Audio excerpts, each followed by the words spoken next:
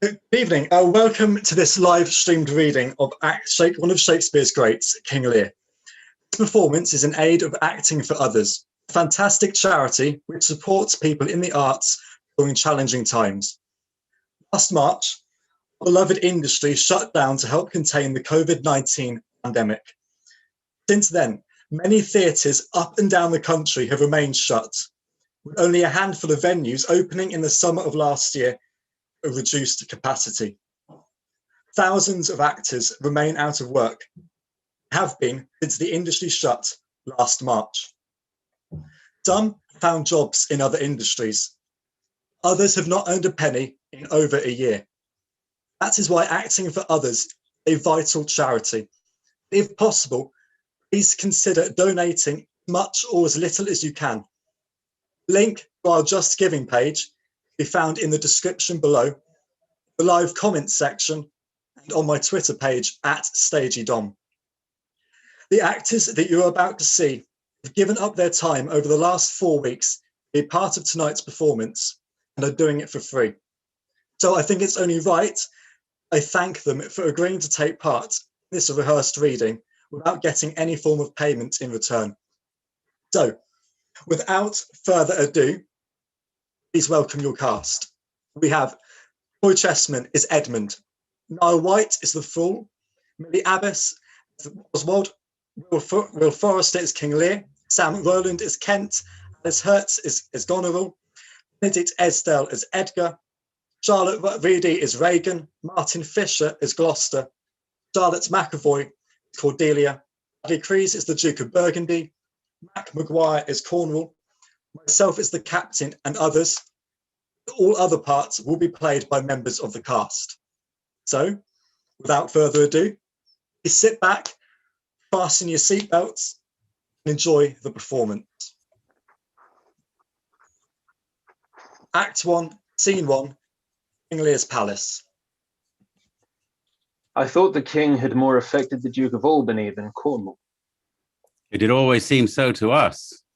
But now in the division of the kingdom, it appears not which of the dukes he values most. For equalities are so weighed that curiosity in neither can make choice of either's moiety. Is not this your son, my lord? His breeding, sir, hath been at my charge. I have so often blushed to acknowledge him that now I am braced to it. I cannot conceive you.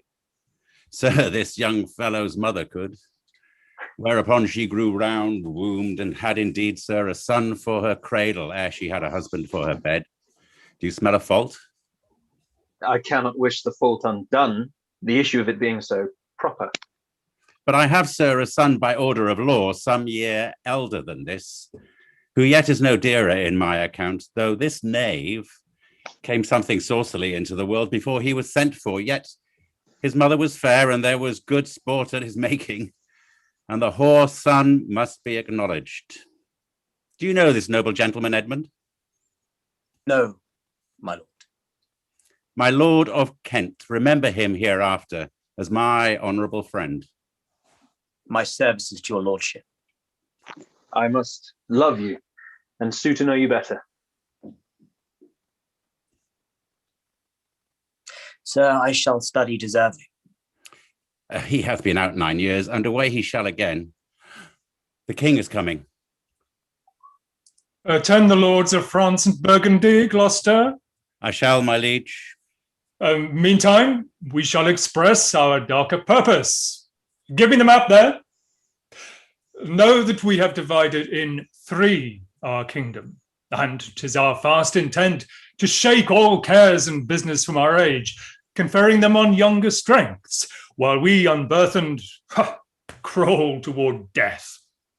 Our son of Cornwall, and you are no less loving son of Albany, we have this hour a constant will to publish our daughter's several dowers, that future strife may be prevented now.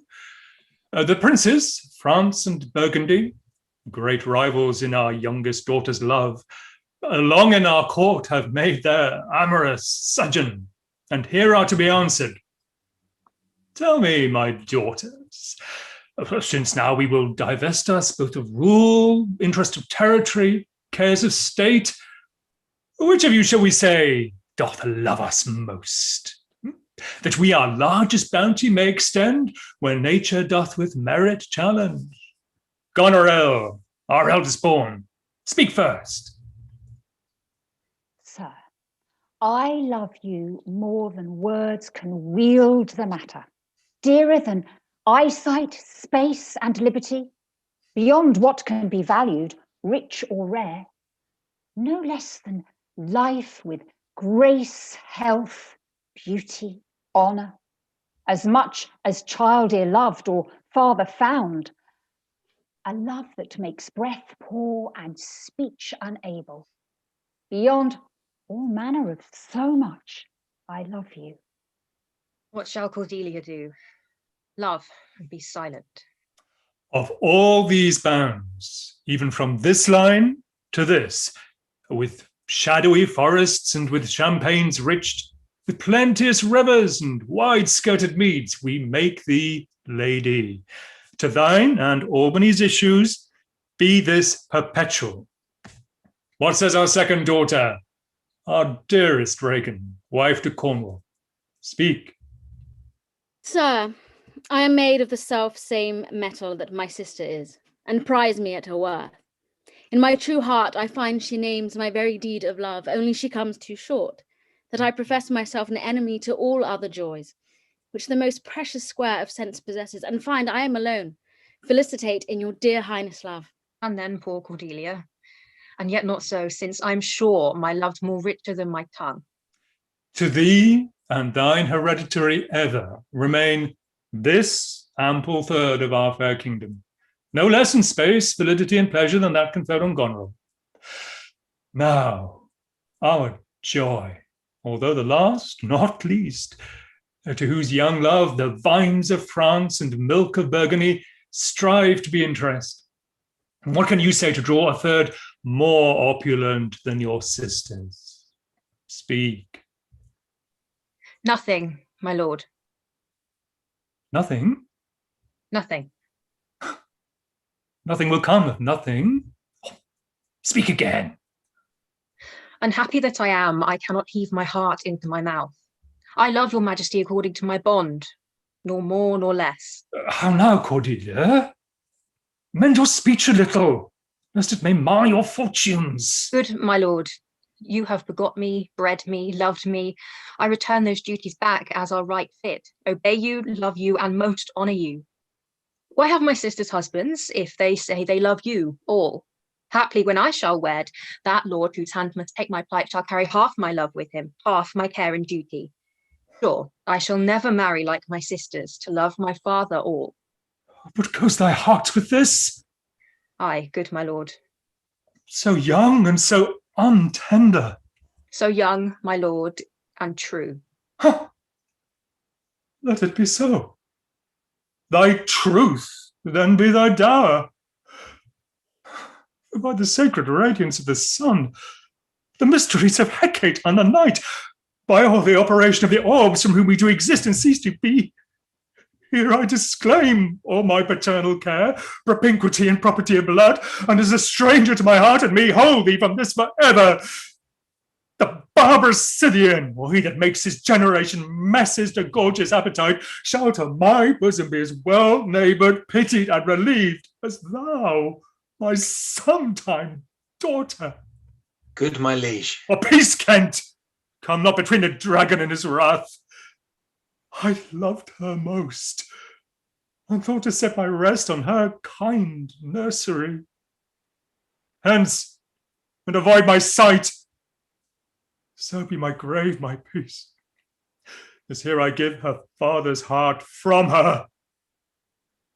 Call France! Who stirs? Call Burgundy! Cornwall and Albany, with my two daughters' dowers, digest this third. Let pride, which she calls plainness, marry her. I do invest you jointly with my power, preeminence, and all the large effects that troop with majesty. Ourself, by monthly course, with reservation of 100 knights, by you to be sustained, shall our abode make with you by due turns. Only we shall retain the name and the additions to a king. This way, revenue, execution of the rest, beloved sons, be yours. Which to confirm, this coronet, part betwixt you. Royal Lear, whom I have ever honoured as my king, loved as my father, as my master followed, and my great patron thought on in my prayers. The bow is bent and drawn. Make from the shaft. Let it fall, rather. Though the fork invade the region of my heart, be Kent unmannerly when Lear is mad. What wilt thou do, old man? Think'st thou that duty shall have dread to speak when power to flattery bows? To plainness honour's bound when majesty stoops to folly? Reverse thy doom, and in thy best consideration check this hideous rashness. Answer my life, my judgment. Thy youngest daughter does not love thee least, nor are those empty-hearted whose low sound reverbs no hollowness. Kent, on thy life, no more. My life I never held but as a pawn to wage against thy enemies, nor fear to lose it, thy safety being the motive. Out of my sight. See better, Lear, and let me still remain the true blank of thine eye. Now, by Apollo! Now, by Apollo, king, thou swearest thy gods in vain. Oh, vassal, miscreant! Dear sir, forbear. Do. Kill thy physician, and the fee bestow upon thy foul disease. Revoke thy doom, or whilst I can vent clamour from thy throat, I'll tell thee thou dost evil. Hear me, recreant. On thine allegiance, hear me. Since thou hast sought to make us break our vow, which we durst never yet, and with strained pride to come between our sentence and our power, which nor our nature nor our place can bear, our potency made good, take thy reward.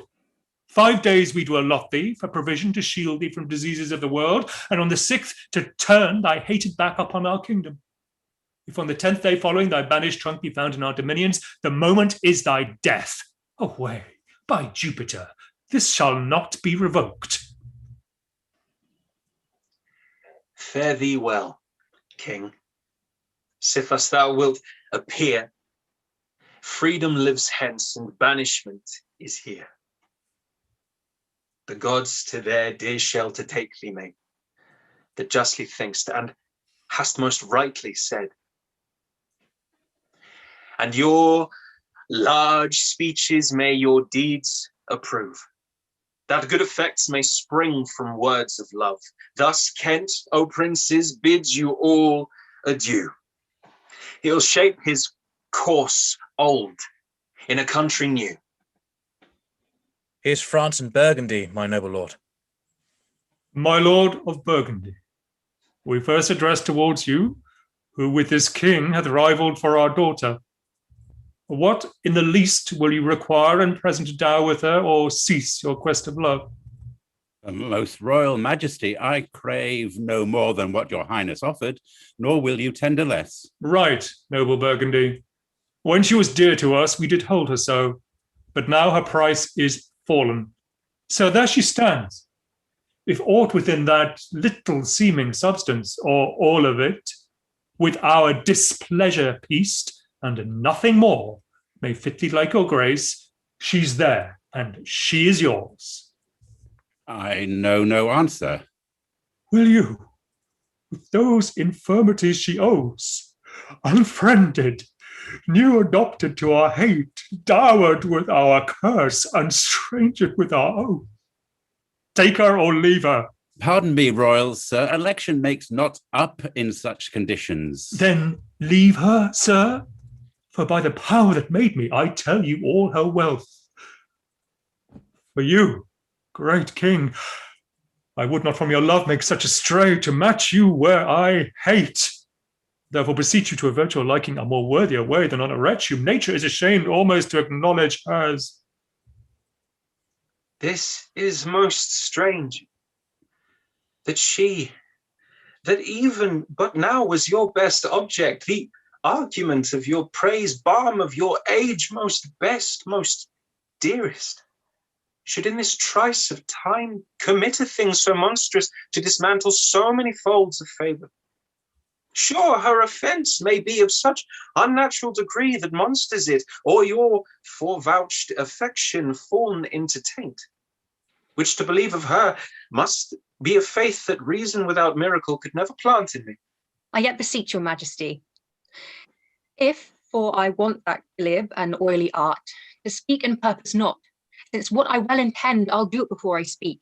That you make known it is no vicious blot, murder, or foulness, no unchaste action or dishonoured step have deprived me of your grace and favour.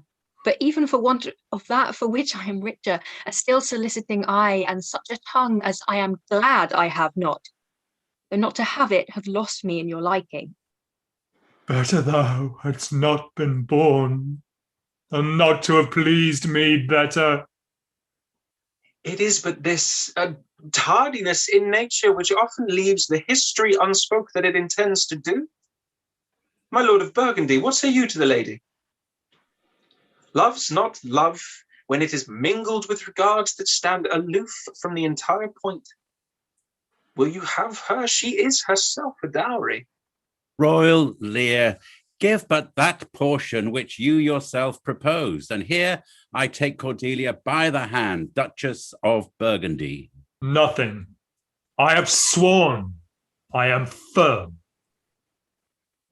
I'm sorry then, you have so lost a father that you must lose a husband. Peace be with Burgundy. Since that respects of fortune and his love, I shall not be his wife.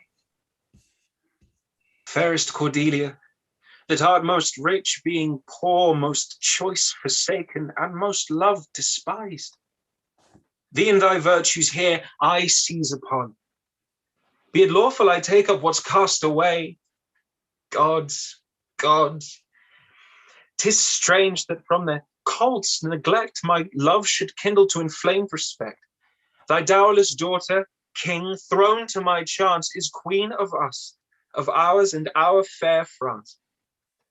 Not all the dukes of waterish Burgundy can buy this unprized precious maid of me. Bid them farewell, Cordelia, though unkind. Thou losest here a better where to find. Thou hast her, France. Let her be thine. For we have no such daughter, nor shall ever see that face of hers again. Therefore be gone without our grace, our love, our benison. Come, noble Burgundy. Bid farewell to your sisters. The jewels of our father, with washed eyes Cordelia leaves you. I know you what you are, and like her sister am most loath to call your faults as they are named. Use well our father, to your professed bosoms I commit him, but yet, alas, stood I within his grace, I would prefer him to a better place. So farewell to both of you. Prescribe not us our duties. Let your study be to content your lord, who hath received you at fortune's arms. You have obedience scanted, and well are worth the want that you have wanted. Time shall unfold what plated cunning hides. Who cover faults at last shame them derides. Well may you prosper. Come, my fair Cordelia.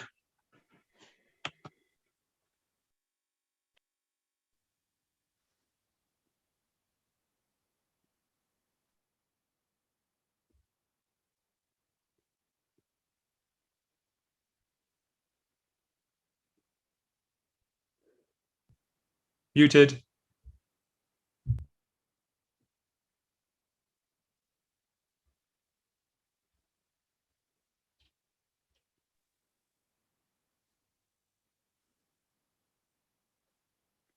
Sister, it is not a little, I have to say, of what most nearly appertains to us both. I think our father will hence tonight. That's most certain. And with you. Next month with us. You see how full of changes his age is. The observation we have made of it hath not been little. He always loved our sister most, and with what poor judgment he hath now cast her off appears too grossly. 'Tis the infirmity of his age, yet he had ever but slenderly known himself.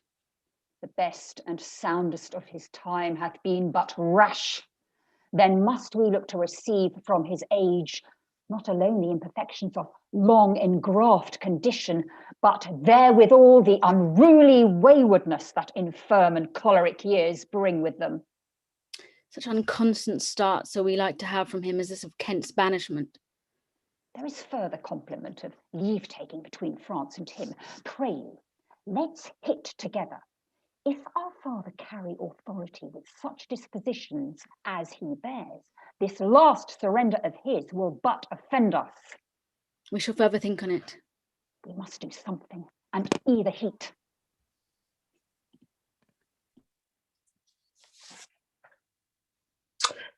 Thou, nature, art my goddess. To thy law my services are bound. Wherefore should I stand in the plague of custom and permit the curiosity of nations to deprive me, for that I'm some 12 or 14 moonshines, lag of a brother? Why bastard? Wherefore base? My dimensions are as compact, my mind as generous, my shape as true as honest madam's issue. Why brand they us with base, baseness, bastard, base, base? Who in the lusty stealth of nature take more composition and fierce quality than doth within a dull, stale, tired bed go to the creating of a whole tribe of fops got between asleep and wake? Well, legitimate Edgar, I must have your land. Our father's love is to the bastard Edmund as to the legitimate, well, my legitimate. If this letter speed, my invention thrive, Edmund the base shall top the legitimate. I grow, I prosper. Now, gods, stand up for bastards. Kent banished thus, and France in choler parted, and the king gone tonight, subscribed his power confined to exhibition, all this done upon the gad. Edmund, how now, what news? So please your lordship, none? Why so earnestly seek you to put up that letter? I know no news, my lord. What paper were you reading? Nothing, my lord. No? What needed then that terrible dispatch of it into your pockets? The quality of nothing hath not such a need to hide itself. Let's see, come, if it be nothing, I shall not need spectacles. I beseech you, sir, pardon me, it is a letter from my brother that I have not all overread, and for so much that I have perused, I find it not fit for your overlooking. Give me the letter, sir. I shall offend either to detain it or give it. The contents, as in part, as I understand them, are to blame. Oh, let's see, let's see. I hope, for my brother's justification, he wrote this, but as an essay or taste of my virtue.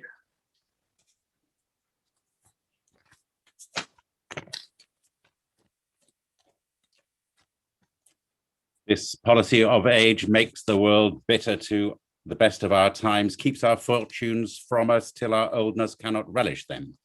I begin to find an idle and fond bondage in the oppression of aged tyranny, who sways not as it hath power, but as it is suffered. Come to me, that of this I may speak more. If our father would sleep till I waked him, you should enjoy half his revenue, and forever and live the beloved of your brother Edgar. Conspiracy? Sleep till I waked him, should enjoy half his revenue. My son Edgar, had he a hand to write this? A heart, a brain to breed it in? When came this to you? Who brought it? It was not brought me, my lord. That's where the cunning of it. I found it thrown in the casement of my closet. You know the character to be your brother's? If the matter were good, my lord, I dost swear it were his. But in respect of that, I would fain think it were not. It is his. It is his hand, my lord. But I hope his heart is not in the contents. Hath he never heretofore sounded you in this business? Never, my lord.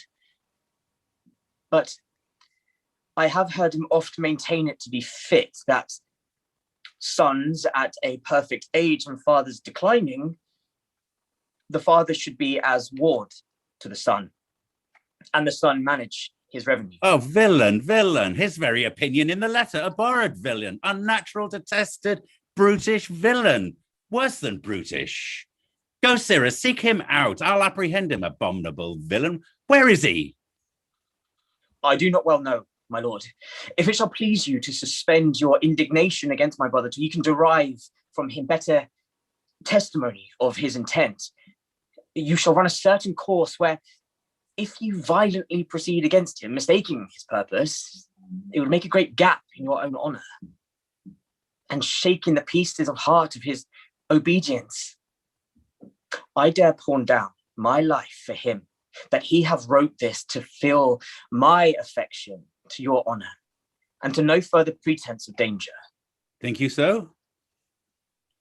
If your honour judge it meet, I will place you where you shall hear us confer of this, and by an auricular assurance have your satisfaction, and that without any further delay than this very evening. He cannot be such a monster. Nor is not. To Sure. his father, that so tenderly and entirely loves him. Heaven and earth, Edmund, seek him out. Wind me into him, I pray you. Frame the business after your own wisdom. I would unstate myself to be in a due resolution. I will seek him, sir, presently. Convey the business as I shall find means, and acquaint you withal. These late eclipses in the sun and moon portend no good to us, though the wisdom of nature can reason it thus and thus. Yet nature finds itself scourged by the sequent events. Love cools, friendships fall off, brothers divide. In cities, mutinies, in countries, discord, in palaces, treason, and the bond cracked twixt son and father. This villain of mine comes under the prediction, there's son against father. The king falls from bias of nature. There's father against child. We have seen the best of our time. Machinations, hollowness, treachery, and all ruinous disorders follow us disquietly to our graves. Find out this villain, Edmund. It shall lose thee nothing. Do it carefully. And the noble and true-hearted Kent banished. His offence, honesty. 'Tis strange.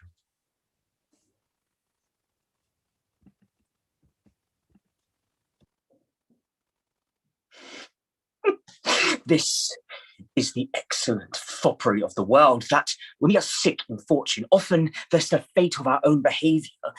We make guilty of our disasters, the sun, the moon, and the stars, as if we were villains by necessity, fools by heavenly compulsion, knaves, thieves, and treacherous by spherical predominance, drunkards, liars, and adulterers, by an enforced obedience of planetary influence, and all that we are evil in, by a divine thrusting on, an admirable evasion of whoremaster man, to lay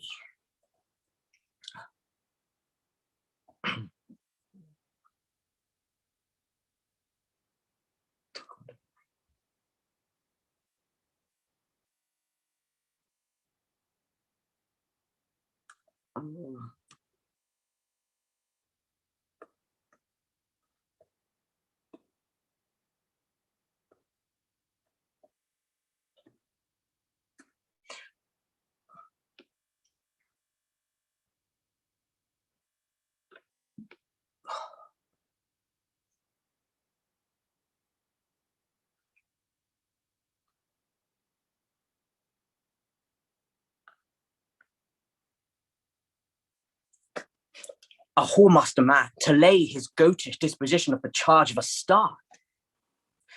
My father compounded with my mother under the dragon's tail, and my nativity was under Ursa Major, so that it follows I am rough and lecherous.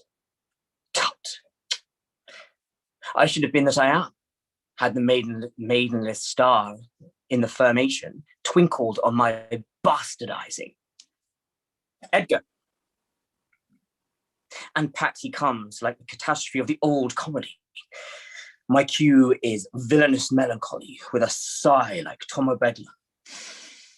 Oh, these eclipses do portend these divisions. Bah, la, me. How now, Brother Edmund? What serious contemplation are you in?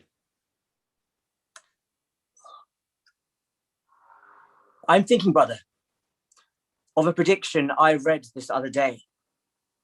What should follow these eclipses? Do you busy yourself about that? I promise you, the effects he writes of succeed unhappily, as of an unnaturalness between the child and the parent. Death, dearth, disillusions of ancient amities, divisions in state, menaces and maledictions against king and nobles, needless diffidences, banishment of friends, dissipation of cohorts, nuptial breaches, and I know not what. How long have you been a sectary astronomical? Come. When saw you my father last? Why, the night gone by. Spake you with him? Aye, 2 hours together. Parted you in good terms? Found you no displeasure in him by word or countenance? None at all. Bethink yourself, wherein you might have offended him, and at my entreaty forbear his presence till some time hath qualified the heart of his displeasure, which at this instant so rageth in him that with the mischief of your person in it would scarcely ally. Some villain hath done me wrong. That's my fear. I pray you, have a continent forebodings till the speed of his rage goes slower. And, as I say, retire with me to my lodging, from whence I will fitly bring you to hear my lord speak. Pray ye, go. There's my key. If you do stir abroad, go armed. Armed, brother? Brother, I advise you to the best. Go armed. I am no honest man if there be any good meaning towards you. I have told you what I have seen and heard. But faintly, nothing like the image and horror of it. Pray you, away. Shall I hear from you anon? I do serve you in this business.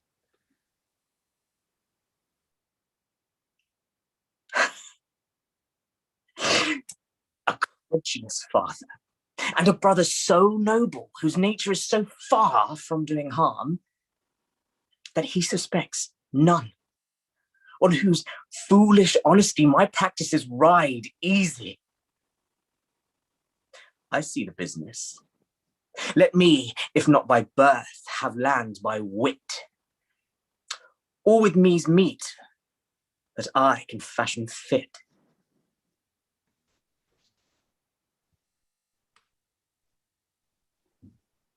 Did my father strike my gentleman for chiding of his fool? Yes, madam.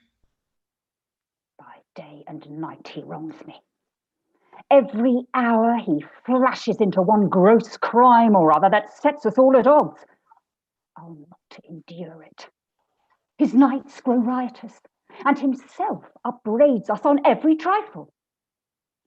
When he returns from hunting, I will not speak with him. Say I am sick. And if you come slack of former services, you shall do well. The fault of it I'll answer. He is coming, madam. I hear him. Put on what weary negligence you please, you and your fellows. I'll have it come to question. If he dislikes it, let him to our sister. whose mind and mine I know in that are one, not to be overruled. Idle old man that still would manage those authorities that he hath given away. Now, by my life, old fools are babes again, and must be used with checks as flatteries when they are seen abused. Remember what I tell you. Well, madam. And let this knights have colder looks among you. What grows of it, no matter. Advise your fellows so. I would breed from hence occasions, and I shall, that I may speak. I'll write to my sister to hold my very course. Prepare for dinner. If but as well I other accents borrow, that can my speech diffuse, my good intent may carry through itself to that full issue for which I raised my likeness. Now, banished Kent, if thou canst serve where thou dost stand condemned, so may it come. Thy master, who thou lovest, shall find thee full of labours.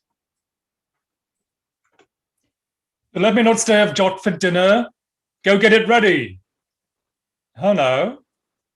What art thou? A man, sir. What dost thou profess? What wouldst thou with us? I do profess to be no less than I seem. To serve him truly that will put me in trust, to love him that is honest, to converse with him that is wise and says little, to fear judgment, to fight when I cannot choose, and to eat no fish. What art thou? A very honest-hearted fellow, and as poor as the king. If thou be as poor for a subject as he is for a king, thou art poor enough. What wouldst thou? Service. Who wouldst thou serve? You. Dost thou know me, fellow? No, sir. But you have that in your countenance which I would fain call master. What's that? Authority. What services canst thou do? I can keep honest counsel, ride, run, mar a curious tale in telling it, and deliver a plain message bluntly. That which ordinary men are fit for, I am qualified in, and the best in me is diligence. How old art thou? Not so young, sir, to love a woman for singing, nor so old to dote on her for anything. I have years on my back, 48. Follow me. Thou shalt serve me. If I like thee no worse after dinner, I will not part from thee yet. Dinner, ho! Dinner! Where's my knave, my fool? Go you, call him hither. You, Sarah, where's my daughter? So easy. What says the fellow there? Call the clock pull back. Where's my fool, huh? Oh, I think the world's asleep. Hannah, where's that mongrel? He says, my lord, your daughter is not well. Why came not the slave back to me when I called him? Sir, he answered me in the roundest manner. He would not. He would not.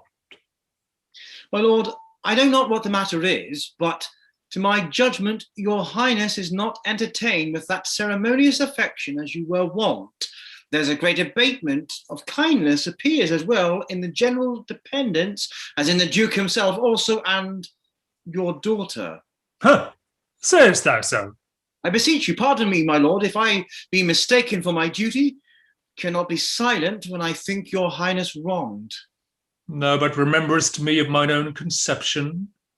I have perceived a most faint neglect of late, which I have rather blamed as mine own jealous curiosity than a very pretence and purpose of unkindness. I will look further into it. But where's my fool? I have not seen him this 2 days. Since my young lady's going into France, sir, the fool hath much pined away. No more of that. I have noted it well. Go you, and tell my daughter I would speak with her. Go you, call hither my fool. Oh, you, sir, you, come you hither, sir. Who am I, sir? My lady's father. My lady's father? My lord's knave, you horse and dog, you slave, you cur. I am none of these, my lord. I beseech your pardon. Do you bandy looks with me, you rascal? I'm not struck, my lord. Nor tripped neither, you base football player. I thank thee, fellow, thou servest me, and I'll love thee. Come, sir, arise, away. I'll teach you differences. Away, away. If you will measure your lover's length again, tarry, but away. Go to, have you wisdom? So. Now, my friendly knave, I thank thee. There's earnest of thy service. Let me harm too. Here's my coxcomb. How now, my pretty knave? How dost thou? Sir, you were best take my coxcomb. Why, fool? Why, for taking one's part that's out of favour, nay. As thou canst not smile as the wind sits, thou'll catch cold shortly. There, take my coxcomb. Why, this fellow has banished 2 on's daughters, and did the 3rd a blessing against his will. If thou follow him, thou must needs wear my coxcomb. How now, nuncle? Would I had 2 coxcombs and 2 daughters? Why, my boy? I give them all my living. I'll keep my coxcombs myself. There's mine, beg another of thy daughters. Take heed, sirrah, the whip. Truth's a dog must to kennel. He must be whipped out. When the lady's the bratch may stand by the fire and sting. Pestilent gall to me. Sirrah, I'll tell thee a speech. Do. Mark it, nuncle.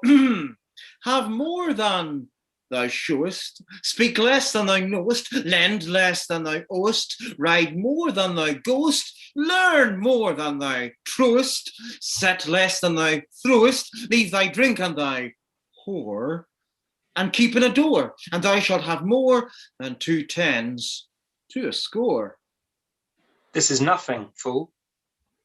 Then 'tis like the breath of an unfeed lawyer. You give me nothing for it? Can you make no use of nothing, nuncle? Why, no, boy, nothing can be made out of nothing. Prithee, tell him, so much the rent of his land comes to. He will not believe it's a fool. A bitter fool. So I know the difference, my boy, between a bitter fool and a sweet fool? No, lad, teach me. That lord that counselled thee to give away thy land, come place him here by me. Do thou for him stand, the sweet and bitter fool will presently appear. The one in motley here, the other found out there. Dost thou call me fool, boy? All thy other titles thou hast given away that thou wast born with. This is not altogether full, my lord. No, faith, lords and great men will not let me. If I had a monopoly out, they would have part on't, and ladies too. They will not let me have all fool to myself. They'll be snatching. Give me an egg, nuncle, and I'll give thee 2 crowns. What 2 crowns shall they be? Why, after I have cut the egg in the middle and eat up the meat, the 2 crowns of the egg. When thou clovest thy crown in the middle and givest away both parts, thou borest thy ass on thy back o'er the dirt. Thou hadst little wit in thy bald crown when thou givest away thy golden one. If I speak like myself in this, let him be whipped that first finds it so. Fools had near less wit in a year, for wise men are grown foppish. They know not how their wits to wear, their manners are so apish. When will you want to be so full of songs, sir? I've used it, nuncle, ever since thou madest thy daughters thy mothers, for when thou givest them the rod, and putst down thine own breeches, then they that sudden joy did weep, and I for sorrow sung, for such a king should play bo peep, and go the fools among. Prithee, nuncle, keep a schoolmaster that can teach thy fool to lie. I would fain learn to lie. And you lie, sirrah, we'll have you whipped. I marvel what kin thou and thy daughters are. They'll have me whipped for speaking true. Thou'lt have me whipped for lying, and sometimes I am whipped for holding my peace. I had rather be any kind of thing than a fool. And yet I would not be thee, nuncle. Thou hast parred thy wit o' both sides and left nothing in the middle. Ah, here comes one of the parings. How now, daughter? What makes that frontlet on? Methinks you are too much of late to the frown. I was a pretty fellow when thou hadst no need to care for her frowning. Now thou'rt an O without a figure. I am better than thou art now. I am a fool, thou art nothing. Yes, yes, forsooth, I will hold my tongue, so your face bids me. Thou art, you say, nothing.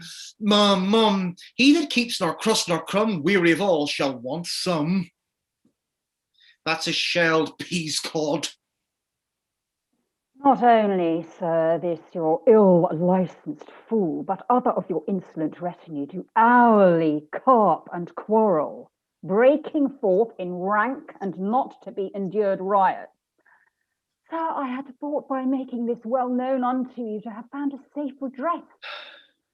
But now grow fearful by what yourself too late have spoke and done, that you protect this cause and put it on by your allowance, which if you should, the fault would not scape censure, nor the redresses sleep, which in the tender of a wholesome weal might in their working do that offence which else was shame, that then necessity will call discreet proceeding. For you true, nuncle, the hedge sparrow fed the cuckoo so long that it's had its head bit off by it young. So out went the candle, and we were left darkling. Are you our daughter? Come, sir, I would you would make use of that good wisdom, whereof I know you are fraught, and put away these dispositions that of late transform you from what you rightly are. May not an ass know when the cart draws the horse? Whoop, Jug! Oh, I love thee. Does anyone here know me? This is not Lear. Doth Lear walk thus, speak thus? Where are his eyes? Either his notion weakens, his discernings are lethargy. Waking? 'Tis not so. Who is it that can tell me who I am? Lear's shadow. I would learn that, for by the marks of sovereignty, knowledge, and reason, I should be false persuaded I had daughters. Which they will make an obedient father. Your name, fair gentlewoman? This admiration, sir, is much, O the saviour of other your new pranks. I do beseech you to understand my purposes aright. As you are old and reverend, you should be wise. Here do you keep 100 knights and squires, men so disordered, so debauched and bold that this our court, infected with their manners, shows like a riotous inn. Epicurism and lust make it more like a tavern or a brothel than a graced palace. The shame itself doth speak for instant remedy. Be then desired by her, that else will take the thing she begs, a little to disquantity your train, and the remainder that shall still depend to be such men as may besought your age, and know themselves and his. Darkness and devils! Saddle my horses! Call my train together! Degenerate bastard, I'll not trouble thee, yet have I left a daughter. You strike my people, and your disordered rabble make servants of their betters. Woe that too late repents. Oh, sir, are you come? Is it your will? Speak, sir. Prepare my horses. Ingratitude, thou marble-hearted fiend, more hideous when thou showest thee in a child than the sea monster. Pray, sir, be patient. Detested kite, thou liest. My train are men of choice and rarest parts, that all particulars of duty know, and in the most exact regard support the worships of their name. Most small fault, how ugly didst thou and Cordelia show that like an engine wrenched my frame of nature from the fixed place, drew from my heart all love, and added to the gall. Oh, Lear, Lear, Lear, beat at this gate and let thy folly in and thy dear judgment out. Go, go, my people. My lord, I am guiltless as I am ignorant. of what has moved you. It may be so, my lord. Here, nature, here, dear goddess, here. Suspend thy purpose if thou didst intend to make this creature fruitful, into her womb convey sterility. Dry up in her the organs of increase, and from her delicate body never spring a babe to honour her. She must teem. Create her child of spleen, that it may live and be athwart disnatured torment to her. Let it stamp wrinkles in her brow view, to cadent tears fret channels in her cheeks, turn all her mother's pains and benefits to laughter and contempt, that she may feel how sharper than a serpent's tooth it is to have a thankless child. Away, away. Now, gods, what we adore, whereof comes this? Never afflict yourself to know the cause, but let his disposition have that scope that dotage gives it. What? 50 of my followers at a clap? Within a fortnight? What's the matter, sir? I'll tell thee. Life and death. I am ashamed that thou hast power to shape my manhood thus. That these hot tears which break from me before should make thee worth a blasted pox upon thee. The untented woundings of a father's curse pierce every sense about thee. Oh, fond eyes, beweep this cause again, I'll pluck you out and cast you with the waters that you lose to temper clay. Has it come to this? Let it be so. Yet have I left a daughter, who I am sure is kind and comfortable. When she shall hear of this, with her nails she'll flay thy wolfish visage. Thou shalt find that I resume the shape which thou dost think I have cast off forever. Thou shalt, I warrant thee. Do you mark that, my lord? I cannot be so partial, Goneril, to the great love I bear you. Pray you content. What? Oswald, ho! You, sir, more knave than fool after your master. Nuncle Lear, tarry and take the fool with thee. A fox, when one has caught her, and such a daughter, should sure to the slaughter. If my cap would buy a halter, so the fool follows after. This man hath good counsel. 100 knights. 'Tis politic and safe to let him keep at point 100 knights. Yes, that on every dream, each buzz, each fancy, each complaint, dislike, he may enguard his dotage with their powers and hold our lives in mercy. Oswald, I say. Well, you may fear too far. Safer than trust too far. Let me still away the harms I fear. Not fear still to be taken. I know his heart. What he hath uttered I have writ my sister, if she sustain him and his 100 knights, when I have showed the unfitness. How now, Oswald? What have you writ that letter to my sister? Yes, madam. Take you some company and away to horse. Inform her full of my particular fear, and thereto add such reasons of your own as may compact it more. Get you gone, and hasten your return. No, my lord, this not gentleness and course of yours, though I condemn not, yet under pardon you are much more a-tasked for want of wisdom than praised for harmful mildness. How far your eyes may pierce, I cannot tell. Striving to better, oft we mar what's well. Nay, then. Well, the event. Go you before to Gloucester with these letters. Acquaint my daughter no further with anything you know than comes from her demand out of the letter. If your diligence be not speedy, I shall be there afore you. I will not sleep, my lord, till I have delivered your letter. If a man's brains were in his heels, were it not in danger of cibes? Aye, boy. Then I prithee, be merry, thy wit shall near go slipshod. Shalt see thy other daughter will use thee kindly. For though she's as like this as a crab's like an apple, yet I can tell what I can tell. Why, what canst thou tell, my boy? She will taste as like this as a crab does to a crab. Thou canst tell why one's nose stands in the middle on's face? No. Why, to keep one's eyes of either side's nose, that what a man cannot smell out, he may spy into. I did her wrong. Canst tell how an oyster makes his shell? No.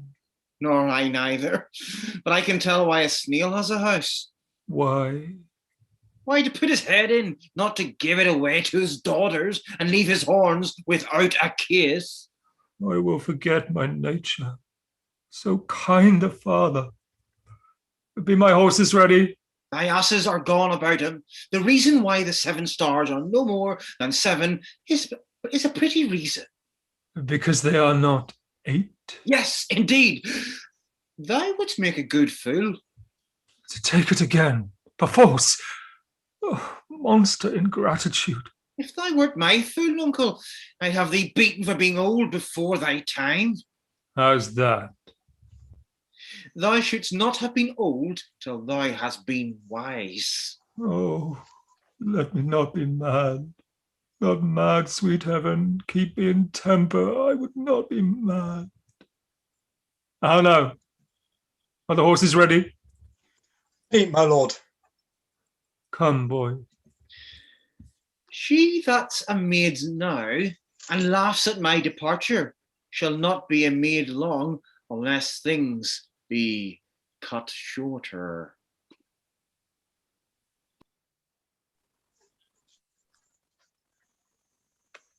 Save thee, Curran.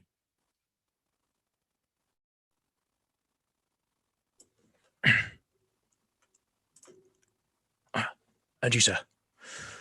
I've been with your father and given him much notice that the Duke of Cornwall and Regan, his Duchess, will be here with him this night. How comes that? No, not. You have heard the news abroad? I mean the whispered ones, for they are but ear-kissing arguments. Not, I pray you, what are they? Have you heard of no likely wars towards twixt the Duke of Cornwall and Albany? Not a word. You may do then, in time. Very well, sir. The Duke be here tonight. The better, best. This weaves itself perforce into my business. My father have set guard to take my brother, and I have one thing of a queasy question, which I must act. Briefness and fortune work. Brother, a word. Descend, brother, I say.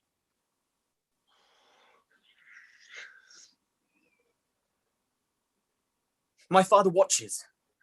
Oh, sir, fly this place. Intelligence is given where you are hid. You have now the good advantage of the night. Have you not spoken against the Duke of Cornwall? He's coming hither now, in the night, in the haste, and with Regan with him. Have you nothing said upon his party against the Duke of Albany? Advise yourself. I'm shan't, not a word. I hear my father coming. Pardon me, in cunning, I must draw my sword upon you. Draw, seem to defend yourself. Now, quit you well. Yield, come before my father. Light, ho, here. Fly, brother. Torches, so farewell. Some blood drawn on me will beget opinion. Of my more fierce endeavour, I have seen drunkards do more than this in sport.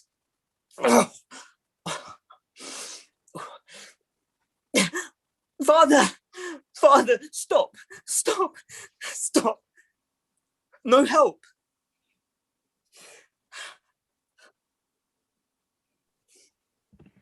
Now, Edmund, where's the villain? He stood here, he in the dark, his shape soared out, mumbling of wicked charms, conjuring the moon to stand auspicious mistress. But where is he?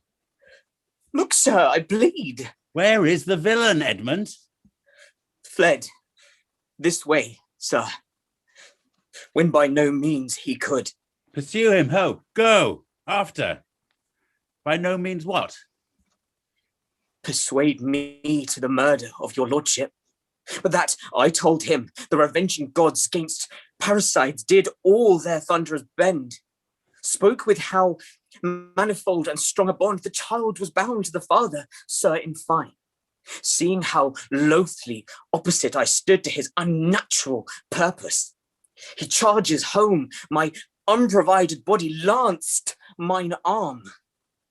But when he saw my best alarmed spirit, bold in his quarrel's right, roused to the encounter, or whether ghasted by the noise I made, full suddenly he fled. For let him fly far, not in this land shall he remain uncaught and found, dispatched. The noble Duke, my master, my worthy arch and patron comes tonight. By his authority I will proclaim it, that he which finds him shall deserve our thanks, bringing the murderous coward to the stake. He that conceals him, death. When I dissuaded him from his intent, and found him pight to do it, with cursed speech I threatened to discover him, he replied, "Thou unpossessing bastard! Dost thou think, if I would stand against thee with the reposal of any trust, virtue, or worth in thee, make thy words faith? No, what I should deny, as this I would, though thou didst produce me my very character, I'll turn it all to thy suggestion, plot, and damned practice, and thou must make a dullard of the world. If they not thought the profits of my death were very pregnant and potential spurs to make thee seek it. Strong and fastened villain, would he deny his letter? I never got him. Hark, the Duke's trumpets. I know not why he comes. All ports I'll bar, the villain shall not escape. The Duke must grant me that. Besides, his picture I'll send far and near, that all the kingdom may have due note of him. And of my land, loyal and natural boy, I'll work the means to make thee capable. Oh, now, my noble friend, since I came hither, which I can call but now, I've heard strange news. If it be true, all vengeance comes too short, which can pursue the offender. How dost, my lord? Oh, madam, my old heart is cracked. It's cracked. What, did my father's godson seek your life? He whom my father named, your Edgar. Oh, lady, shame would have it hid. Was he not companion with the riotous knights that tend upon my father? I know not, madam. 'Tis too bad, too bad. Yes, madam. He was of that consort. No marvel then, though he were ill affected, to they have put him on the old man's death, to have the expense and waste of his revenues. I have this present evening from my sister been well informed of them, and with such cautions that if they come to sojourn at my house, I'll not be there. I assure thee, Regan, Edmund, that you've shown your father a childlike office. 'Twas my duty, sir. He did bewray his practice and received this hurt, you see, striving to apprehend him. Is he pursued? Aye, my good lord.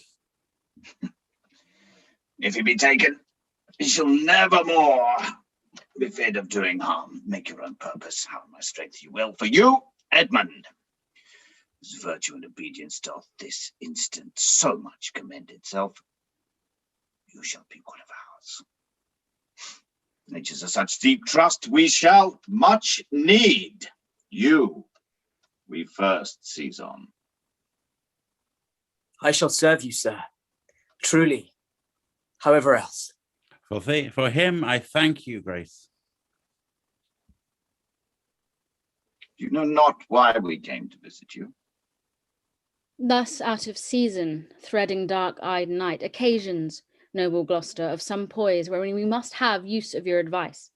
Our father, he have writ, so hath our sister, of differences, which I least thought it fit to answer from our home, the several messengers from hence attend dispatch. Our good old friend lay comforts to your bosom and bestow your needful counsel to our business, which craves the instant use. I serve you, madam. Your graces are right welcome. Good dawn to thee, friend. Art of this house? Aye, Where may we set our horses? in the mire. Prithee, if thou lovest me, tell me. I love thee not. Why, then I care not for thee. If I had thee in Lipsbury pinfold, I would make thee care for me. Why dost thou use me thus? I know thee not. Fellow, I know thee. What dost thou know me for? A knave, a rascal, an eater of broken meats, a base, proud, shallow, beggarly, 3-suited, 100-pound, filthy, worsted stocking knave, a lily-livered, action-taking knave, a whoreson, glass-glazing, super-serviceable, finical rogue, one-trunk, inheriting slave, one that wouldst be abhorred in way of good service, and art nothing but the composition of a knave, beggar, coward, pander, and the son and heir of a mongrel bitch. One whom I will beat into clamorous whining if thou deniest the least syllable of thy addition. Why, what a monstrous fellow art thou! Thus to rail on one that is neither known of thee nor knows thee. What a brazen-faced varlet art thou, to deny thou knowest me! Is it 2 days ago since I tripped up thy heels and beat thee before the king? Draw, you rogue, for though it be night, yet the moon shines. I'll make a sop of the moonshine of you. Draw, you whoreson, cullionly barber-monger, draw! Away, I have nothing to do with thee. Draw, you rascal, you come with letters against the king and take vanity, the puppet's part against the royalty of her father. Draw, you rogue, or also carbonado your shanks. Draw, you rascal, come your ways. Help, ho! Murder! Help! Strike, you slave, stand, rogue, stand. You neat to slave, strike. Help! Ho! Murder! Murder! How now? What's the matter? With you, goodman boy, and you please. Come off, fleshy, come on, young master. Weapons, arms, what's the matter here? He peace upon your lives. He dies who strikes next. What is the matter? The messengers from our sister and the king. What is your difference? Speak. I am scarce in breath. No marvel. You have so bestirred your valor. You cowardly rascal. Nature disclaims in thee. A tailor made thee. Thou art a strange fellow. Tailor make a man. Aye, a tailor, sir. A stone cutter or painter could not have made him so ill, though he had been but 2 hours at the trade. Speak yet. Speak yet. How grew your quarrel? This ancient ruffian, sir, whose life I have spared at the suit of his grey beard. Thou whoreson said. Thou unnecessary letter, my lord. If you will give me leave, I will tread this unbolted villain into mortar and daub the wall of a jakes with him. Spare my grey beard, you wagtail. Peace, Sarah. You beastly knave. Know you no reverence. Yes, sir. But anger hath a privilege. Why art thou angry? That such a slave as this should wear a sword who wears no honesty. Such smiling rogues as these, like rats, oft bite the holy cords of twain, which are too in trins turn loose. Smooth every passion that in the natures of their lords rebel, bring oil to fire, snow to their colder moods, renege, affirm, and turn their halcyon beaks with every gale and vary of their masters, knowing naught like dogs, but following. A plague upon your epileptic visage. Smile you my speeches as if I were a fool? Goose, if I had you upon Sarum Plain, I'd drive ye cacking home back to Camelot. Why art thou mad, old fellow? How fell you out? Say that. No contraries hold more antipathy than I in such a knave. Why dost thou call him a knave? What's his offence? His countenance likes me not. No more perchance. Does mine? Nor his, nor hers. Sir, 'tis my occupation to be plain. I have seen better faces in my time than stands on any shoulders that I see before me now at this instant. This is some fellow who, having been praised for bluntness, doth affect a saucy roughness. Quite from his nature, he cannot flatter an honest mind, and plain, he must speak truth. They will take it. Not. He's plain. These kinds of knaves I know, which in his plainness harbour more craft and more corrupter ends than 20 silly ducking observants who strain their duties nicely. Sir, in good sooth, in sincere verity, under the allowance of your great aspect, whose influence, like the wreath of radiant fire on flickering Phobos's front. What meant by this? To go out of my dialect, which you discommend so much. I know, sir, I am no flatterer. He that beguiled you in a plain accent was a plain knave, for which my part I will not be, though I should win your displeasure to entreat me to it. What was the offence you gave him? I never gave him any. It pleased the king his master very late to strike at me upon his misconstruction, when he, conjunct and flattering his displeasure, tripped me behind. Being down, insulted, railed, and put upon him such a deal of man that worthied him, got praise of the king for him attempting, who was self-subdued, and, in the fleshment of his dread exploit, drew on me here again. None of these rogues and cowards, but Ajax is their fool. Fetch forth the stocks, you stubborn ancient knave. Your reverend braggart will teach you. Sir, I am too old to learn. Call not your stocks for me. I serve the king, on whose employment I was sent to you. You shall do small respect. Show too bold malice against the grace and the person of my master, stalking his messenger. Fetch forth the stocks! I have life and honour, there shall he sit till noon. Till noon, till night, my lord, and all night too. Why, madam, if I were your father's dog, you should not use me so. Sir, being his knave, I will. This is a fellow of the self-same colour our sister speaks of. Come!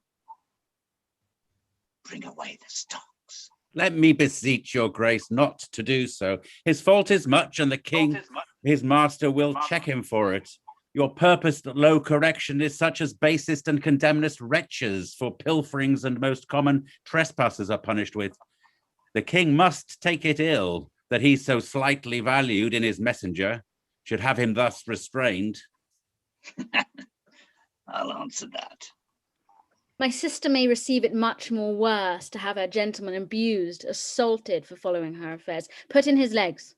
Come, my good lord, away. I am sorry for thee, friend. 'Tis the Duke's pleasure, whose disposition all the world well knows will not be rubbed nor stopped. I'll entreat for thee. Pray, Do not, sir. I've watched and travelled hard. Some time shall I sleep out. The rest I'll whistle. A good man's fortune may grow out at heels. Give you good morrow. The Duke's to blame in this will be ill taken. Good king, that must approve the common sore, thou out of heaven's benediction comest to the warm sun.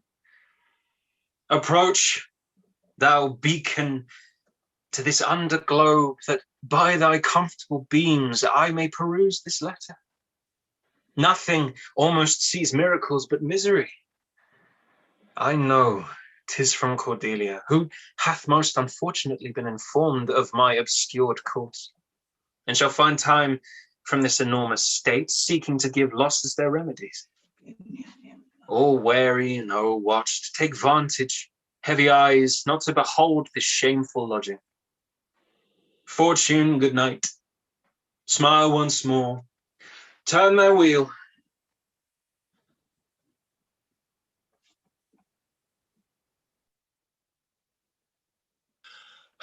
I heard myself proclaimed, and by the happy hollow of a tree escaped the hunt.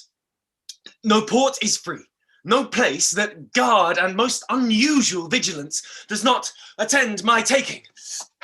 Whiles I may escape, I will preserve myself, and am bethought to take the basest and most poorest shape that ever penury in contempt of man brought near to beast.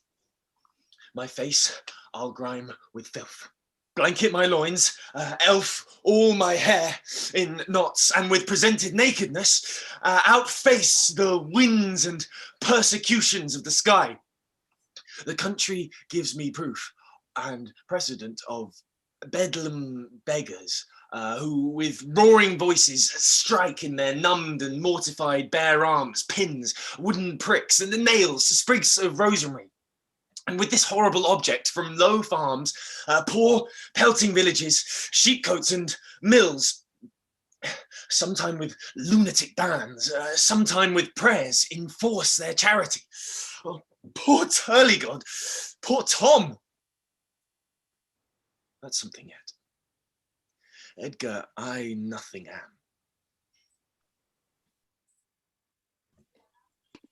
'Tis strange that they should so depart from home and not send back my messenger.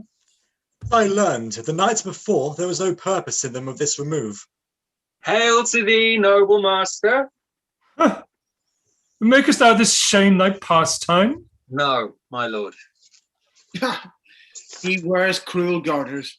Horses are tied by the heads, dogs and bears by the neck, monkeys by the loins, and men by the legs. When a man's over lusty at legs, then he wears wooden nether stocks. What's he that hath so much thy place mistook to set thee here?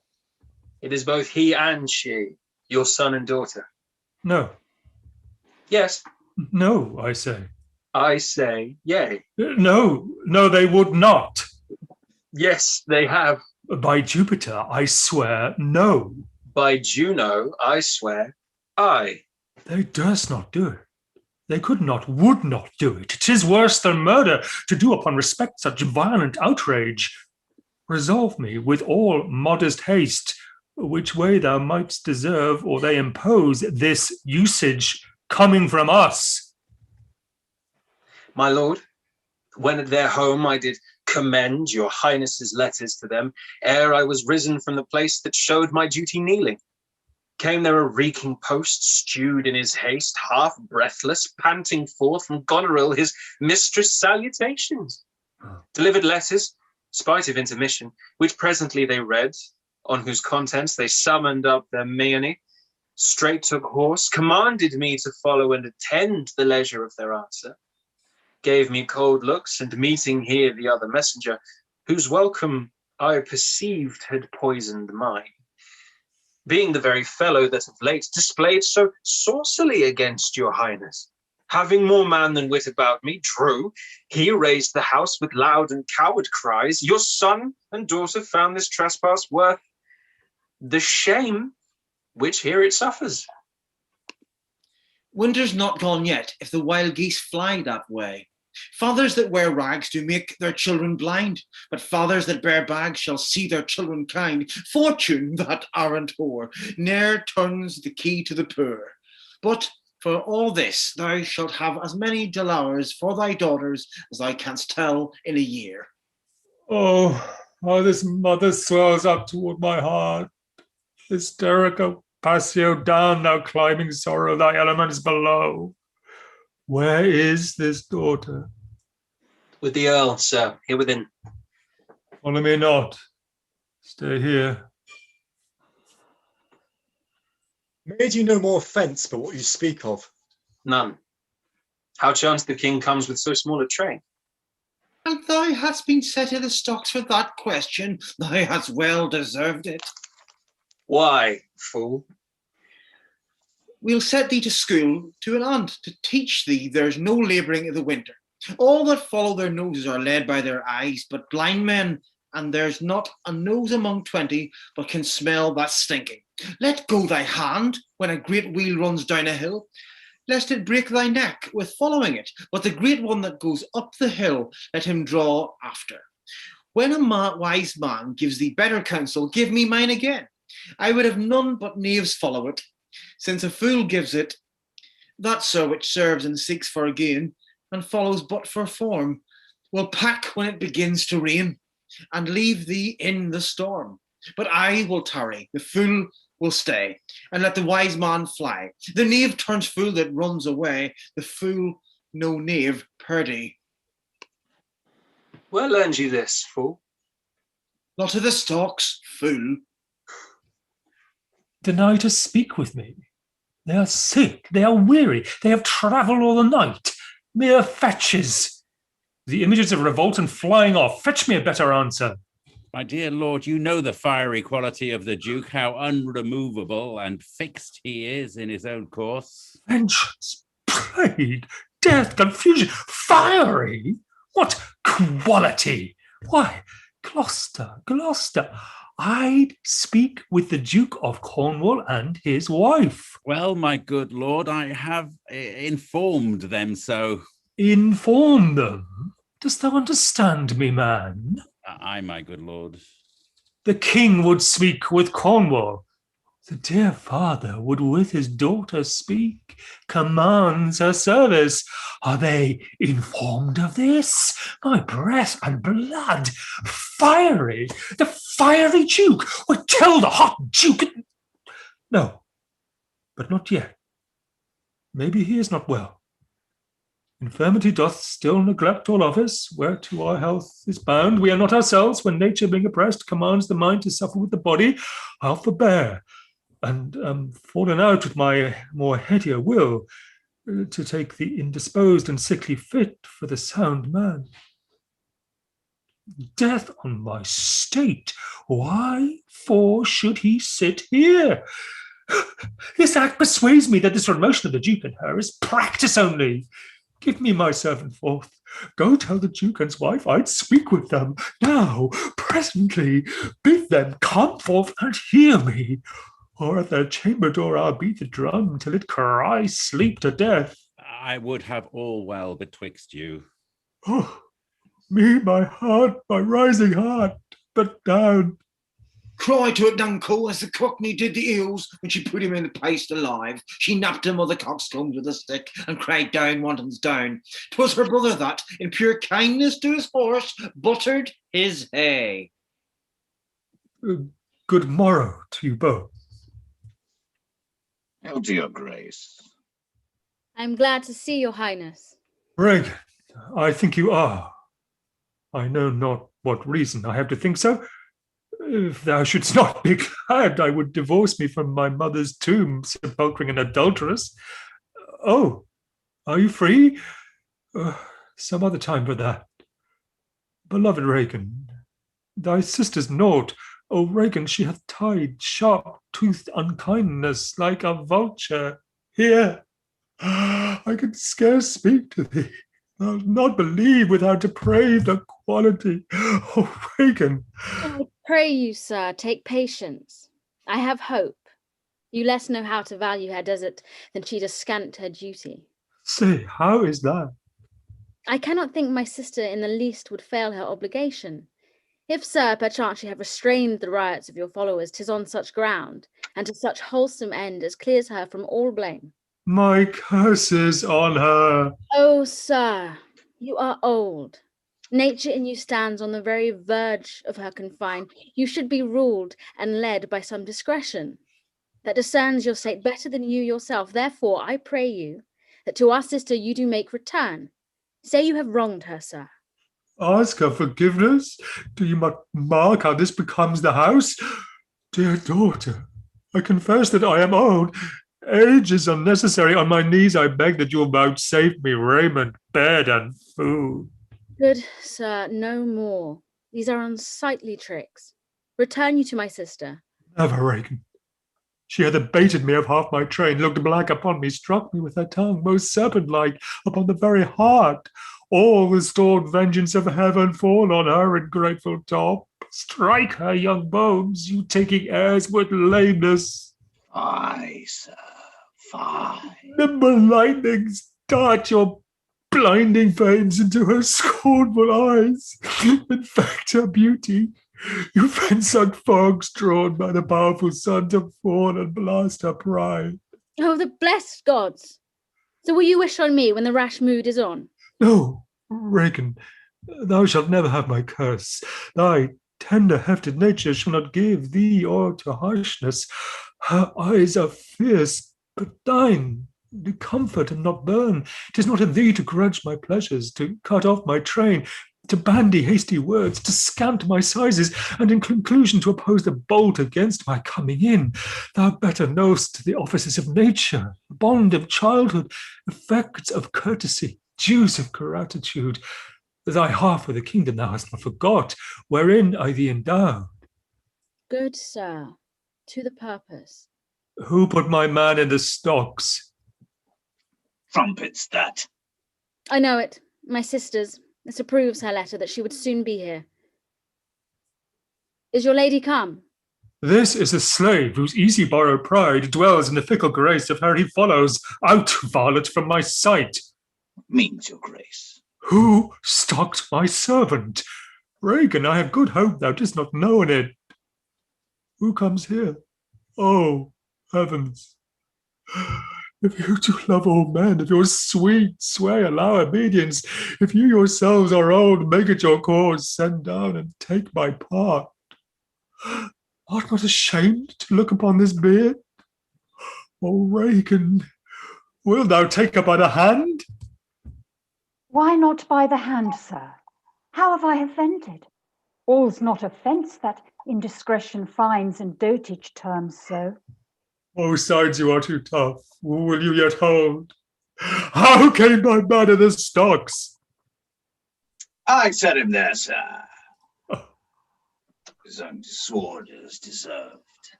Much less advancement. You? Did you? I pray you, father, being weak seems so. If till the expiration of your month you will return and sojourn with my sister, dismissing half your train, come then to me. I am now from home and out of that provision which shall be needful for your entertainment. Return to her and 50 men dismissed? No, rather I abjure all rooms and choose to wage against the enmity of the air, to be a comrade with the wolf and owl, necessity's sharp pinch. Return with her? What? The hot-blooded France that doubtless took our youngest born. I could as well be brought to knee his throne and squire-like pension beg to keep base life afoot. Return with her. Persuade me rather to be slave and subject to this detested groom. At your choice, sir. I pray thee, born daughter, do not make me mad. I will not trouble thee, my child. Farewell. We'll no more meet, no more see one another. But yet thou art my fresh flesh and my blood, my daughter. Or rather a disease that's in my flesh, which I must needs call mine. Thou art a boil, a plague sore, an embossed carbuncle in my corrupted blood. But I'll not chide thee. Let shame come when it will, I do not call it.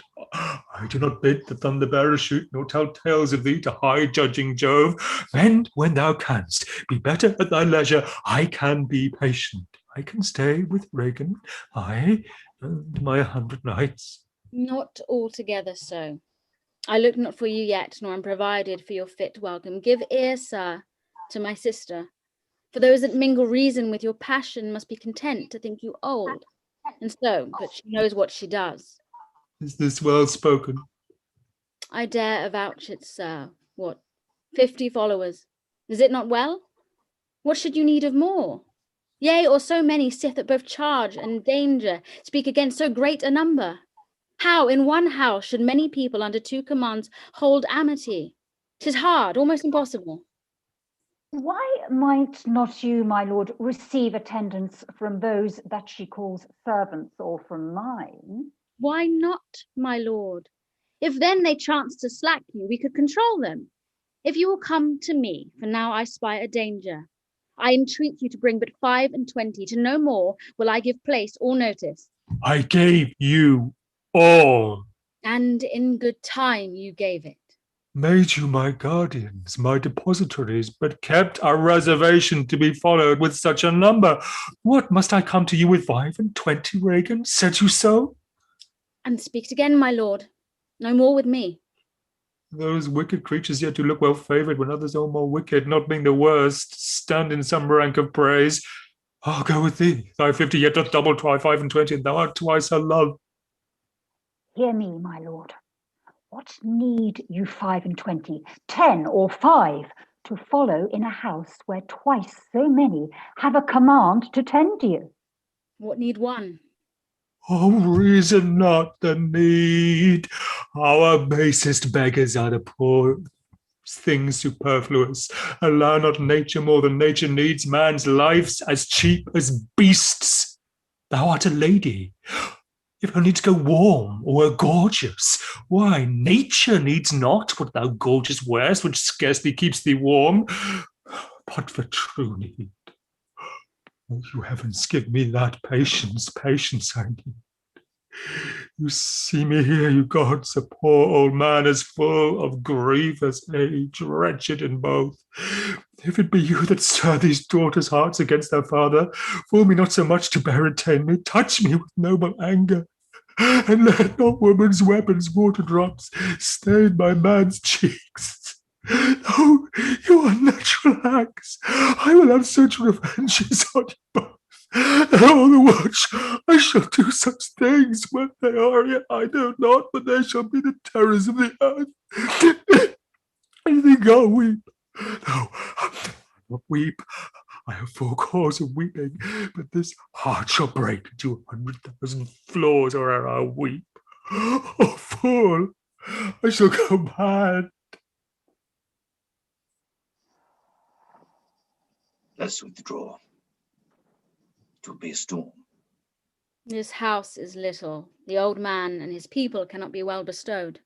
'Tis his own blame, hath put himself from rest, and must needs taste his folly. For his particular I'll receive him gladly, but not one follower. So am I purposed. Where is my lord of Gloucester? Followed the old man forth. He's returned. The king is in high rage. Whither is he going? He calls to horse, but will I know not whither. 'Tis best to give him way. He leads himself. My lord, entreat him by no means to stay. Alack, the night comes on, and the bleak winds do sorely ruffle. For many miles about there's scarce a bush. Oh, sir, to wilful men the injuries that they themselves procure must be their schoolmasters. Shut up your doors. He is attended with a desperate train, and what they may incense him to, being apt to have his ear abused, wisdom bids fear. Shut up your doors, my lord. My Regan counsels well. It has been a wild night. Come out of the storm. Who's there, besides foul weather? One minded like the weather, most unique, quietly. I know you. Where's the king? Contending with the fretful element. Bids the winds blow the earth into the sea, swell the curled water above the main. Things might change or cease.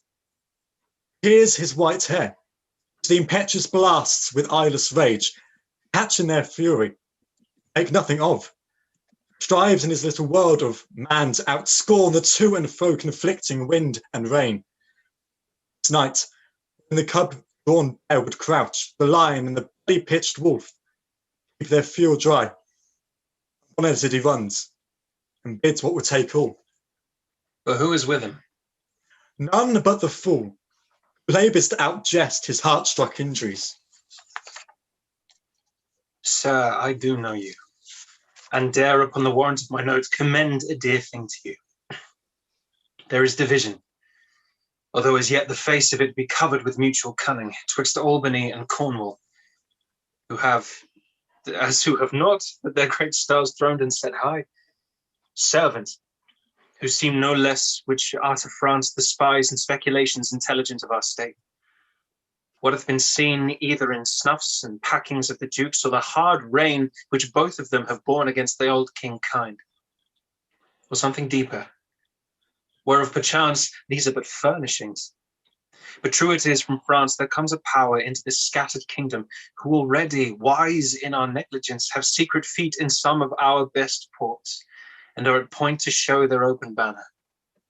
Now to you, if on my credit you dare build so far to make your speed to Dover, you shall find some that will thank you, making just report of how unnatural and bemadding sorrow the king hath caused to plain. I am a gentleman of blood and breeding, and from some knowledge and assurance offer this office to you. We'll talk with you further. No, do not.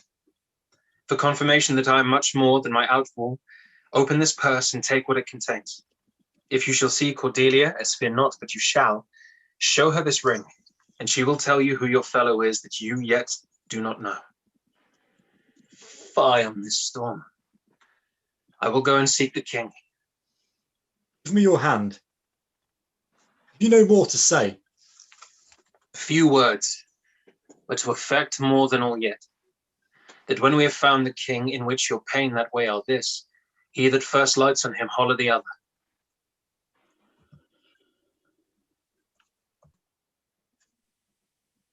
Blow, winds, and crack your cheeks. Rage, blow, you cataracts and hurricanos. Spout till you have drenched our steeples, drowned the cocks. You sulphurous and thought-executing fires, vaunt couriers to oak-cleaving thunderbolts, singe my white head. And thou, O shaking thunder, smite flat the thick rotundity of the world. Crack nature's molds, all Germans spill at once that make ingrateful man. Oh, nuncle, court holy water in a dry house is better than this rainwater out of door. Good nuncle, in and ask thy daughter's blessing. Here's a night pities neither wise man nor fool. Rumble thy bellyful, spitfire, spout rain. No rain, wind, thunder, fire are my daughters. I tax not you, you elements, with unkindness. I never gave you kingdom, called you children. You owe me no subscription. Then let fall your horrible pleasure. Here I stand, your slave, a poor, infirm, weak, and despised old man.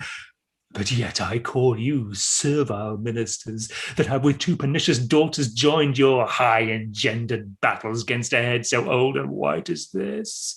Oh, 'tis foul. He that has a house that puts head in has a good headpiece. The codpiece that will house before the head has any, the head and he shall louse. So beggars marry many. The man that makes his toe what he his heart should make, shall of a corn cry woe, and turn his sleep to wake. For there was never yet fair woman, but she made mouth in a glass. No, I will be the pattern of all patience. I will say nothing. Who's there? Marry, here's grace and a codpiece. That's a wise man and a fool. Alas, sir, are you here? Things that love night love not such nights as these. The wrathful skies gallow the very wanderers of the dark and make them keep their caves. Since I was man, such sheets of fire, such bursts of horrid thunder, such groans of roaring wind and rain, I never remember to have heard. Man's nature cannot carry the affliction nor the fear. Let the great gods that keep this dreadful pother o'er our heads find out their enemies now. Tremble, thou wretch that hast within thee undivulged crimes, unwhipped of justice. Hide thee, thou bloody hand, thou perjured and thou singular man of virtue that art incestuous. Caitiff, to pieces shake, that under covert and convenient seeming is practised on man's life. Close pent-up guilt, rive your concealing continence, and cry these dreadful summoners grace. I am a man more sinned against than sinning. Alack, bareheaded. Gracious my lord, hard by here is a hovel. Some friendship will it lend you against the tempest, repose you there. While I to this hard house, more harder than the stones whereof 'tis raised, which even but now demanding after you, denied me to come in, return, and force their scanted courtesy. My wits begin to turn. Come on, my boy. How dost, my boy? Art cold? I am cold myself. Where is this straw, my fellow? The art of our necessities is strange, that can make vile things precious. Come, your hovel. Poor fool and knave, I have one part in my heart that's sorry for thee yet. He that has that and a little tiny wit, with hey ho, the wind and the rain, must make content with his fortune's fate, for the rain it raineth every day. True, my good boy. Come, bring us to this hovel. This is a brave night to cool a courtesan. I'll speak a prophecy ere I go. When priests are more in word than matter, when brewers mar their malt with water, when nobles are their tailors' suitors, no heretics burn but wenches' suitors, when every case in law is right, no squire in debt, nor no poor knight, when slanders do not live in tongues, nor cut purses come not to throngs, when usurers tell their gold in the field, and balls and whores do churches build, then shall the realm of Albion come to great confusion. Then comes the time, who lives to see it, that going shall be used with feet. This prophecy Merlin shall make, for I live before his time. Alack, alack, Edmonds. I like not this unnatural dealing. When I desire their leave that I might pity him, they took from me the use of mine own house, charged me on pain of their perpetual displeasure, neither to speak of him, entreat for him, nor in any way sustain him. Most savage and unnatural. Go to, say nothing. There's a division twixt the dukes, and a worse matter than that, I have received a letter this night. 'Tis dangerous to be spoken. I have locked the letter in my closet. These injuries the king now bears will be revenged home. There's part of a power already footed. We must incline to the king. I will seek him and privily relieve him. Go you, and maintain talk with the duke, that my charity be not of him perceived. If he ask for me, I am ill and gone to bed, though I die for it, as no less is threatened me. The king, my old master, must be relieved. There is some strange thing toward Edmund. Pray you, be careful.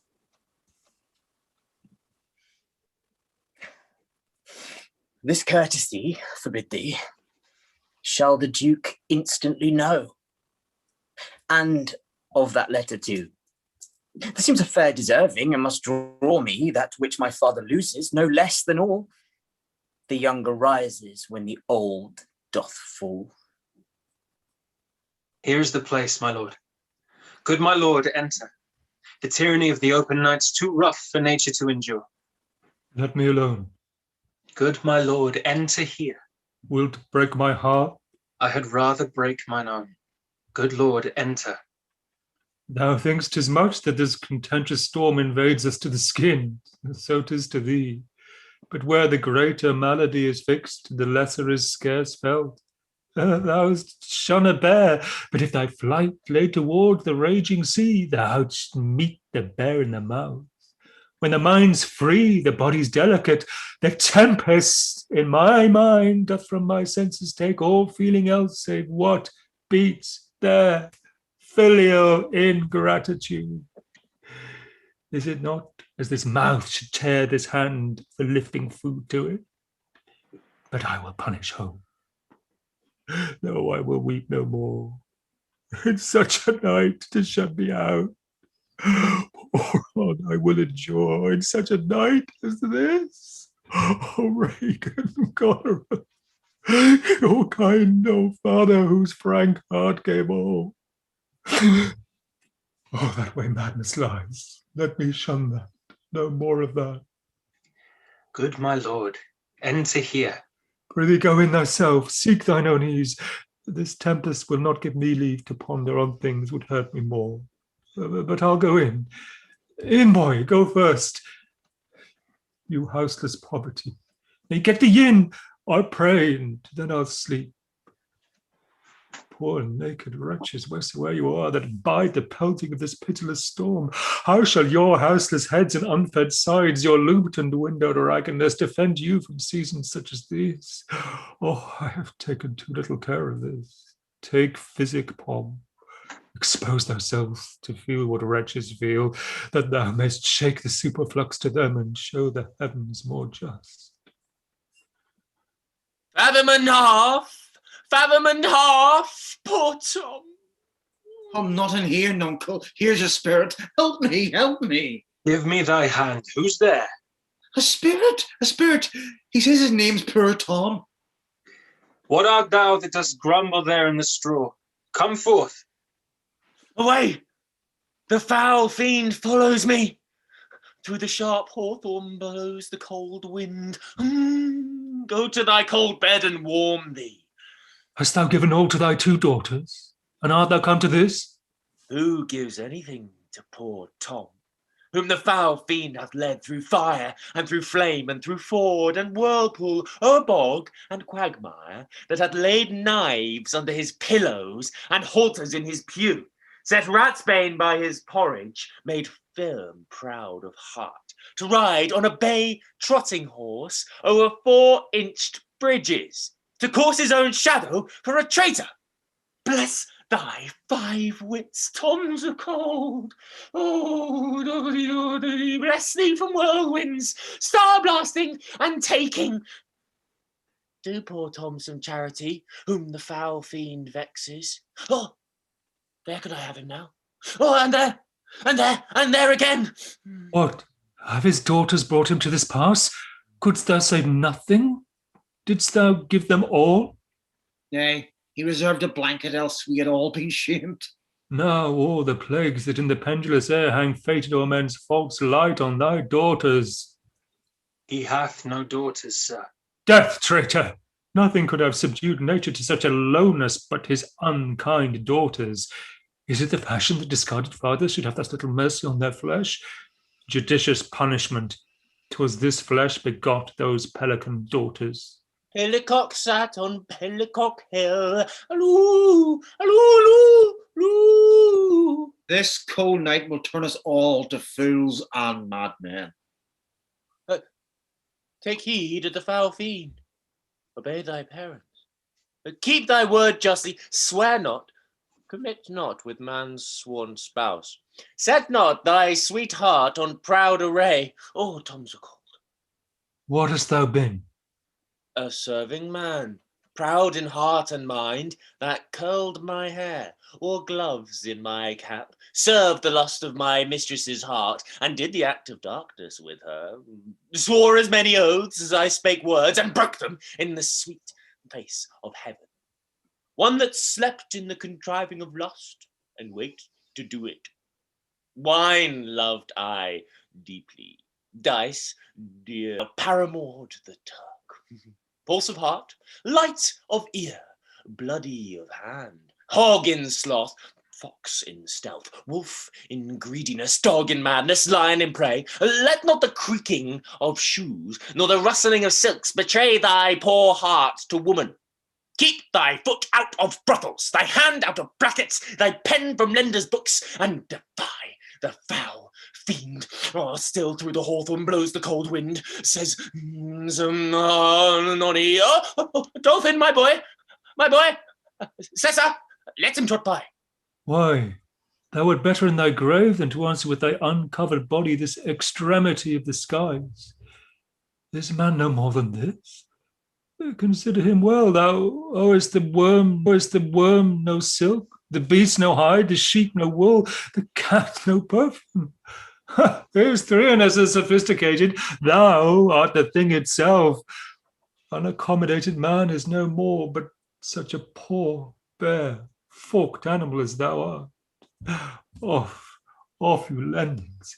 Come, unbutton here. Prithee, nuncle, be contented. 'Tis a naughty night to swim in.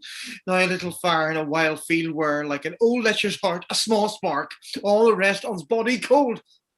Look, here comes a walking fire. This is the foul fiend Flibbertigibbet. He begins at curfew and walks till the first cock. He gives the web and the pin, squints the eye, and makes the hare lip, mildews the white wheat, and hurts the poor creatures of the earth. Swiddled, footed thrice the old, he met the nightmare and her ninefold. Bid her alight, and her trot blight, and aroint thee, witch, aroint thee. How fares your grace? What's he? Who's there? What is't you seek? What are you there? Your names? Poor Tom, that eats the swimming frog, the toad, the tadpole, the walnut, and the water, that in the fury of his heart, when the foul fiend rages, eats cow dung for salads, swallows the old rat and the ditch dog, drinks the green mantle of the standing pool, who is whipped from tithing to tithing, and stocked, punished, and imprisoned, who has had 3 suits to his back, 6 shirts to his body, horse to ride, and weapon to wear. But mice and rats and such small deer have been Tom's food for 7 long year. Beware, my follower, a peace, Smulkin, peace, thou fiend. What, hath your grace no better company? The Prince of Darkness is a gentleman. Modo he's called, and Mahu. Our flesh and blood has grown so vile, my lord, that it doth hate what gets it. Poor Tom's a cold. Go in with thee, my duty cannot suffer, but to obey your daughter's hard commands, though their injunctions be to bar my doors and let this tyrannous night take hold upon you, yet I have ventured to come seek you out and bring you where both fire and food is ready. First, let me talk with this philosopher. What is the cause of thunder? Good my lord, take his offer. Go into the house. I'll talk a word with this same learned Theban. What is your study? How to prevent the fiend and to kill vermin. Let me ask you one word in private. Importune him once more to go, my lord. His wits begin to unsettle. Canst thou blame him? His daughters seek his death. Oh, that good Kent. He said it would be thus, poor banished man. Thou sayest the king grows mad. I'll tell thee, friend, I am almost mad myself. I had a son, now outlawed from my blood. He sought my life, but lately, very late. I loved him, friend. No father his son dearer, truth to tell thee. The grief hath crazed my wits. What a night's this! I do beseech your grace. Oh, cry you mercy, sir. Noble philosopher, your company. Tom's a cold. In, fellow, there, into the hovel. Keep thee warm. Come, let's in all. This way, my lord. With him, I will keep still with my philosopher. Good my lord, soothe him. Let him take the fellow. Take him you on. Sirrah, come on. Go along with us. Come, good Athenian. No words, no words. Hush. Child Roland to the dark tower came. His word was still FIFO and FAM. I smell the blood of a British man.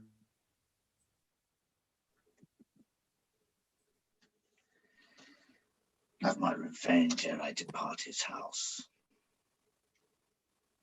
How, my lord? I may be censured that nature thus gives way to loyalty. Something fears me to think of. I now perceive It's not altogether your brother's evil disposition made him seek his death, provoking merit, set at work, by a reprovable badness in himself.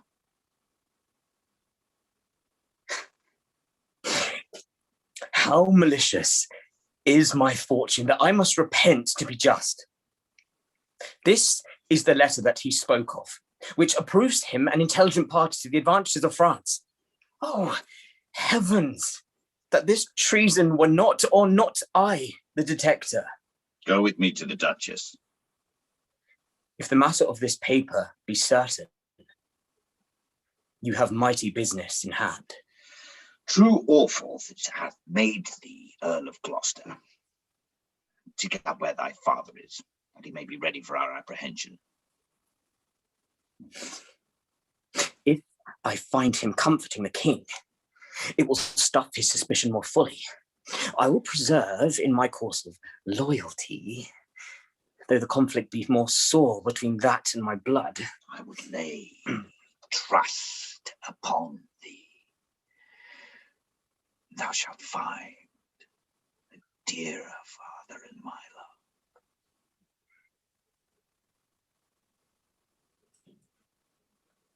Here is better than the open air. Take it thankfully. I will piece out the comfort with what addition I can. I will not be long from you. All the power of his wits have given way to his impatience. The gods reward your kindness. Frateretto calls me and tells me Nero is an angler in the lake of darkness. Pray, innocent, and beware the foul fiend. Prithee, uncle, tell me whether a madman be a gentleman or a yeoman. King. A king. No, he's a yeoman that has a gentleman to his son, for he's a mad yeoman that sees his son a gentleman before him. Have 1,000 with red burning spits come hissing in upon him. No, the foul fiend bites my back. He's mad that trusts in the tameness of a wolf, a horse's health, a boy's love, a whore's oath. It shall be done. I will arraign them straight. Come, sit thou here, most learned justice, sir. Thou sapient, sir, sit here. Now, you she-foxes. Look where she stands and glares. Wantest thou eyes at trial, madam? Come o'er the morn, Bessie, to me. Her boat hath a leak, and she must not speak, why she dares not come over to thee. The foul fiend haunts poor Tom in the voice of a nightingale. Hop dance cries in Tom's belly for 2 white herring. Croak not, black angel, I have no food for thee. How do you, sir? Stand you not so amazed. Will you lie down and rest upon the cushions? I'll see their trial first. Bring in the evidence. Thou, robed man of justice, take thy place. And thou, his yoke fellow of equity, bench by his side, you are the commission, sit you too. Let us deal justly. Sleepest or wakest thou, jolly shepherd? Thy sheep be in the corn, and for one blast of thy minikin mouth, thy sheep shall take no harm. Purr, the cat is grey. Arraign her first, 'tis Goneril. I here take my oath before this honourable assembly. She kicked the poor king, her father. Come hither, mistress. Is your name Goneril? She cannot deny it. Cry you mercy, I took you for a joint stool. And here's another, whose warped looks proclaim what store her heart is made on. Stop her there! Arms! Arms! So fire corruption in the place! False justice, sir! Why hast thou let escape? Bless thy fine wits. Oh, pity. Sir, where is the patience now that thou so oft have boasted to retain? My tears begin to take his part so much, they'll mar my counterfeiting. The little dogs and all, Tray, Blanche, and Sweetheart. See, they bark at me. Tom will throw his head at them. Avaunt, you curs! Be thy mouth or black or white, tooth that poisons if it bite, mastiff, greyhound, mongrel grim, hound or spaniel, branch or him, or bobtail or tyke or trundle-tail, Tom will make them weep and wail. For with throwing thus my head, dogs leap the hatch and all are fled. Oh, Cæsar, come, march to wakes and fairs and market towns, Poor Tom, my horn is dry. Then let them anatomize Regan. See what breathes about her heart. Is there any cause in nature that makes these hard hearts? You, sir, I entertain for one of my 100. Only I do not like the fashion of your garments. You'll say they are Persian attire, but let them be changed. Now, good my lord, lie here and rest a while. Make no noise. Make no noise. Draw the curtains. So. We'll go to supper in the morning. So. Then go to bed at noon. Come hither, friend. Where is the king, my master? Here, sir. But trouble him not, his wits are gone. Good friend, I prithee, take him in thy arms. I have overheard a plot of death upon him. There is a litter ready, lay him in it, and drive towards Dover, friend, where thou shalt meet both welcome and protection. Take up thy master. If thou should dally half an hour, his life with thine and all that offer to defend him stand in assured loss. Take up, and follow me, that will to some provision give thee quick conduct. Oppressed nature sleeps. This rest might yet have some balm to thy broken senses, which if convenience will not allow, stand in hard cure. Come, help to bear thy master. Thou must not stay behind. Come away.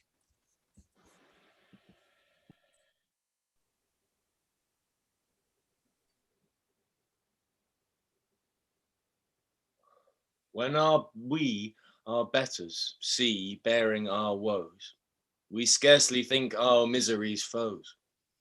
Who alone suffers most in the mind, leaving free things and happy shows behind. But then the mind much sufferance doth o'erskip when grief hath mates and bearing fellowship. How light and portable my pain seems now, when that which makes me bend makes the king bow. He childed, as I fathered Tom away. Mark the high noises in thyself bewray. When false opinion, whose wrong thoughts defiles thee, in thy just proof repeals and reconciles thee, what will hap more tonight? Safe 'scape the king. Lurk. Go speedily to my lord, your husband. Show him this letter. The army of France has landed. Seek out the villain Gloucester. Hang him instantly. Pluck out his eyes. Leave him to my displeasure. Edmund, keep you our sister company. The revenges we are bound to take upon your traitorous father are not fit for your beholding. Advise the Duke where you are going to a most festinate preparation. We are bound to the like. Our posts will be intelligent betwixt us. Farewell, dear sister. Farewell, my lord of Gloucester.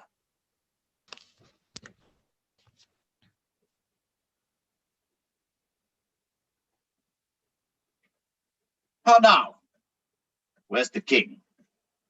My lord of Gloucester hath conveyed in pence some 5 or 6 and 30 of his knights, hot questions after him, met him at a gate, who with some other of the lord's dependents are gone with him towards Dover, where they boast to have well-armed friends. Get horses for your mistress. Farewell, sweet lord and sister. Edmund, farewell. Seek out the traitorous Gloucester. Pinion him like a thief. Bring him before us. The Welmy may not pass upon his life without thee.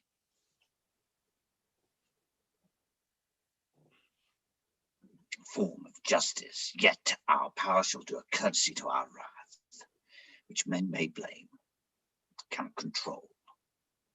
Who's there? The traitor.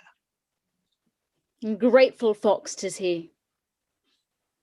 Bind fast his corky arms. What means your graces? Good, my friends, consider you are my guests. Do me no foul play, friends. Bind him, I say. Hard, hard, O filthy traitor. Unmerciful lady as you are, I'm none. To this chair, bind him, villain, thou shalt. Be kind, by gods, 'tis most ignobly done to pluck me by the beard. So white, such a traitor. Lordy lady, these hairs which thou dost ravish from my chin will quicken and accuse thee. I am your host. With robber's hands, my hospitable favours you should not ruffle thus. What will you do? Come, sir. What letters had you laid from France? Be simple, answerer, for we know the truth. What confederacy have you had the traitors laid footed in the kingdom? To whose hands have you sent the lunatic king? Speak. I have a letter guessingly set down, which came from one that's of a neutral heart and not from one opposed. Cunning. And false. Where hast thou sent the king? To Dover. Wherefore to Dover? Was thou not charged at peril? Wherefore to Dover? Let him first answer that. I am tied to the stake. I must stand the course. Wherefore to Dover, sir? Because I would not see thy cruel nails pluck out his poor old eyes, nor thy fierce sister in his anointed flesh stick boring fangs. The sea with such a storm as his bare head in hell black night endured would have buoyed up and quenched the stellar fires, yet poor old heart, he hoped the heavens to rain. If wolves had at thy gate howled that stern time, thou should have said, would porter turn the key? All cruels else to subscribed, but I shall see the winged vengeance o'ertake such children. See, thou shalt never. Fellows, hold the chair. Upon these eyes of thine, I'll set my foot. He that will think to live till he be old, give me some help. Oh, cruel, oh, you gods. One side will mock another, the other too. If you see vengeance. Your hand, my lord. I have served you ever since I was a child, but better service have I never done you than now to bid you hold. How now, you dog? If you did wear a beard upon your chin, I'd shake it on this quarrel. What do you mean? My villain! Nay then, come on and take the chance of anger. Give me thy sword. A peasant stand up thus. Oh! I am slain, my lord. You have one eye left to see some mischief on him. Lest it see more. Prevent it. Out. Of jelly. Oh, dark and comfortless. Where's my son Edmund? Edmund, enkindle all the sparks of nature to quit this horrid act. Out, treacherous villain. Thou callest on him that hates thee. It was he that made the overture of thy treasons to us, who is too good to pity thee. Oh, my follies. Then Edgar was abused. Kind gods forgive me that, and prosper him. Both thrust him out at gates, and let him smell his way to Dover. How is it, my lord? How look you? I've received a hurt. Follow me, lady. Turn out that eyeless villain. Follow this slave upon the dunghill. Regan. I bleed apace. Untimely comes this hurt. Give me your arm.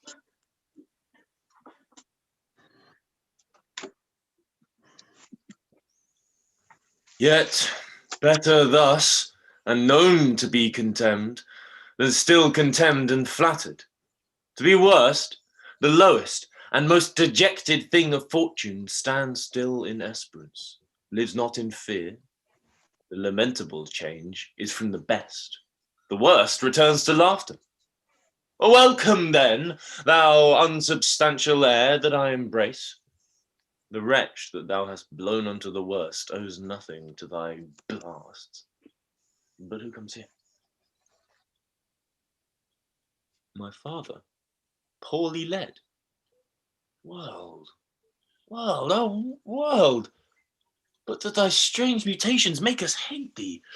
I would not yield to age. Oh, my good lord, I have been your tenant and your father's tenant these fourscore years. Get thee away, good friend. Be gone. Thy comfort can do me no good at all. Thee they may hurt. Alack, sir, you cannot see your way. I have no way, and therefore want no eyes. I stumbled when I saw. Full oft is seen our means secure us, and our mere defects prove our commodities. Our dear son Edgar, the food of thy abused father's wrath. Might I but live to see thee in my touch, I'd say I had eyes again. How now? Who's there? Oh gods, who can say I am at the worst? I am worse than e'er I was. 'Tis poor mad Tom. Worse I may be yet. The worst is not so long as we can say, this is the worst. Fellow, where goest? Is it a beggar man? Madman and beggar too. He has some reason, else he could not beg. In the last night's storm I saw such a fellow, which made me think a man a worm. My son came then into my mind, and yet my mind was then scarce friends with him. I have heard more since. As flies to wanton boys are we to the gods. They kill us for their sport. How should this be? Bad is the trade that must play fool to sorrow, angering itself and others. Bless thee, master. Is that the naked fellow? Aye, my lord. Then prithee get thee gone. If for my stake thou should overtake us, hence a mile or twain, in the way toward Dover, do it for ancient love, and bring some clovering for this naked soul, who I'll entreat to lead me. Alack, sir, he is mad. 'Tis the time's plague when mad men lead the blind. Do as I bid thee, or rather do thy pleasure, above the rest be gone. I'll bring him the best apparel that I have. Come on't what will. Sarah, naked fellow.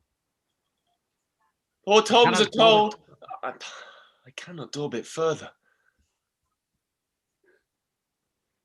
And yet I must. Bless thy sweet eyes. They bleed. Knowest thou the way to Dover? Both stile and gate, horseway and footpath. Poor Tom hath been scared out of his good wits. Bless thee, good man's son, from the foul fiend. 5 fiends have been in poor Tom at once. Of lust as Obidicut, Hobbididance, prince of dumbness, Mahu of stealing, Modo of murder, Flibbertigibbet of moping and mowing, who since possesses chambermaids and waiting women. So bless thee, master. Here, take this purse.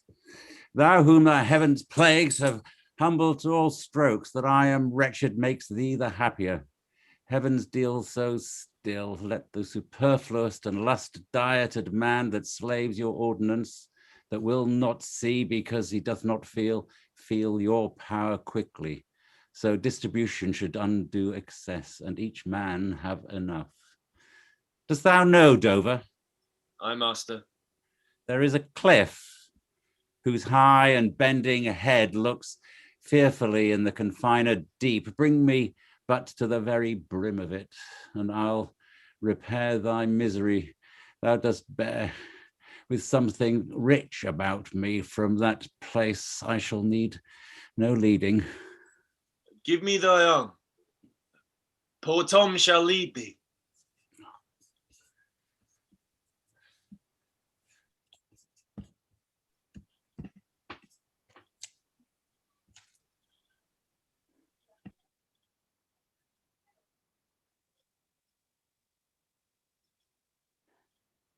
Welcome, my lord. I marvel our mild husband not met us on the way. Now, where's your master? Madam, within, but never man so changed. I told him of the army that was landed. He smiled at it. I told him you were coming. His answer was the worst of Gloucester's treachery and the loyal service of his son. When I informed him, then he called me sot and told me I had turned the wrong side out. What most he should dislike seems pleasant to him. What like offensive? Then shall you go no further. It is the cowish terror of his spirit that dares not undertake. He'll not feel wrongs which tie him to an answer. Our wishes on the way may prove effect. Back, Edmund, to my brother. Hasten his musters and conduct his powers. I must change arms at home and give the distaff into my husband's hands. This trusty servant shall pass between us. Ere long you are like to hear, if you dare venture in your own behalf, a mistress's command. Wear this, spare speech, decline this kiss, if it durst speak, would stretch thy spirit up into the air. Conceive and fare thee well. Yours in the ranks of death. My most dear Gloucester. Oh, the difference of man and man. To thee a woman's services are due. My fool usurps my body. Madam, here comes my lord. I have been worth the whistle. Oh, Goneril, you are not worth the dust which the rude wind blows in your face. I fear your disposition. That nature which contemns its origin cannot be bordered certain in itself. She that herself will slither and disbranch from her material sap, perforce must wither and come to deadly use. No more. The text is foolish. Wisdom and goodness to the vile seem vile. Filths savour not but themselves. What have you done? Tigers, not daughters. What have you performed? A father and a gracious aged man, whose reverence even the head-lugged bear would lick. Most barbarous, most degenerate. Have you madded? Could my good brother suffer you to do it? A man, a prince, by him so benefited. If that the heavens do not their visible spirits send quickly down to tame these vile offences, it will come. Humanity must perforce prey on itself, like monsters of the deep. Milk-livered man, that bear'st a cheek for blows, a head for wrongs, who has not in thy browns an eye discerning thine honour from thy suffering, that not knowest fools do those villains pity who are punished ere they have done their mischief. Where's thy drum? France spreads his banners in our noiseless land. With plumed helm thy slayer begins threats. Was thou, a moral fool, sit still and criest, alack, why does he so? See thyself, devil.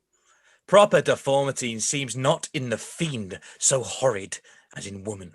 Oh, vain fool. Thou changed and self-covered thing, for shame. Be monster not thy feature. Were it my fitness to let these hands obey my blood, they are apt enough to dislocate and tear thy flesh and bones, however art thou a fiend. A woman's shape doth shield thee. Marry your manhood now. What news? My good lord, Duke of Cornwall is dead, slain by his servant, who to put out the other eye of Gloucester. Gloucester's eye? Servant that he bred, thrilled with remorse, opposed against the act, putting his sword to his great master, threatened, enraged, flew on him, amongst them felled him dead, not without the harmful stroke, which since hath plucked him after. It shows you are above. You justices, that these our nether crimes can speedily convenge. But oh, poor Gloucester. Lost he his other eye? Both, my lord. This letter, madam, craves a speedy answer. It's from your sister. In a way, I like this well. But being widow and my Gloucester with her, may all the building in my fancy pluck upon my hateful life. Another way. The news is so not so told. I'll read and on. Where was his son when they did take his eyes? Come with my lady hither. He is not here. No, my good lord. I met him back again. Knows he the wickedness? Aye, my good lord. Was he informed against him? Quit the house on purpose. Their punishment might have the freer course. Gloucester, I live to thank thee for the love thou showedst the king, and to revenge thine eyes. Come, hither, friend. Tell me what more thou knowest. Why the King of France is so suddenly gone back, know you the reason? Something that he left imperfect in the state, which since his coming forth is thought of, which imports to the kingdom so much fear and danger, that his personal return was most required and necessary. Who hath he left behind him, General? The Marshal of France, Monsieur Lafar. Did your letters pierce the Queen to any demonstration of grief? Aye, sir. She took them, read them in my presence, and now and then a ample tear trilled down her delicate cheek. It seemed she was a queen over her passion who, most rebel-like, sought to be king over her. Oh, then it moved her. Not to her rage. Patience and sorrow strove who should express her goodliest. You seen sunshine and rain at once. Her smiles and tears were like a better way. Those happy smilets that played on her ripe lip seemed not to know what guests were in her eyes, which parted thence as pearls from diamonds dropped. In brief, sorrow would be a rarity most beloved, if all could so become it. Made she no verbal question? Faith, once or twice she heaved the name of father, pantingly forth as if she'd pressed her heart. Cried, sisters, sisters, shame of ladies, sisters, Kent, sisters, father, what, I the storm, I the night, let pity not be believed. There she shook the holy water from her heavenly eyes, and clamour moistened. Then away she started to deal with grief alone. It is the stars. The stars above us govern our conditions. Else one's self-mate and mate could not beget such different issues. You spoke not with her since? No. Was this before the king returned? No, since. Well, sir, the poor distressed Lear in the town, who sometime in his better tune remembers what we are come about, and by no means will yield to see his daughter. Why, good sir? The sovereign shame so elbows him. His own unkindness that stripped her from his benediction, turned her to foreign casualties, gave her dear rights to his dog-hearted daughters. These things sting his mind so venomously that burning shame detains him from Cordelia. Alack, poor gentleman. Of Albany's and Cornwall's powers you heard not? 'Tis so, they are afoot. Well, sir, I'll bring you to our master Lear, and leave you to attend him. Some dear cause will in concealment wrap me up a while. When I am known aright, you shall not grieve lending me this acquaintance. I pray you go along with me.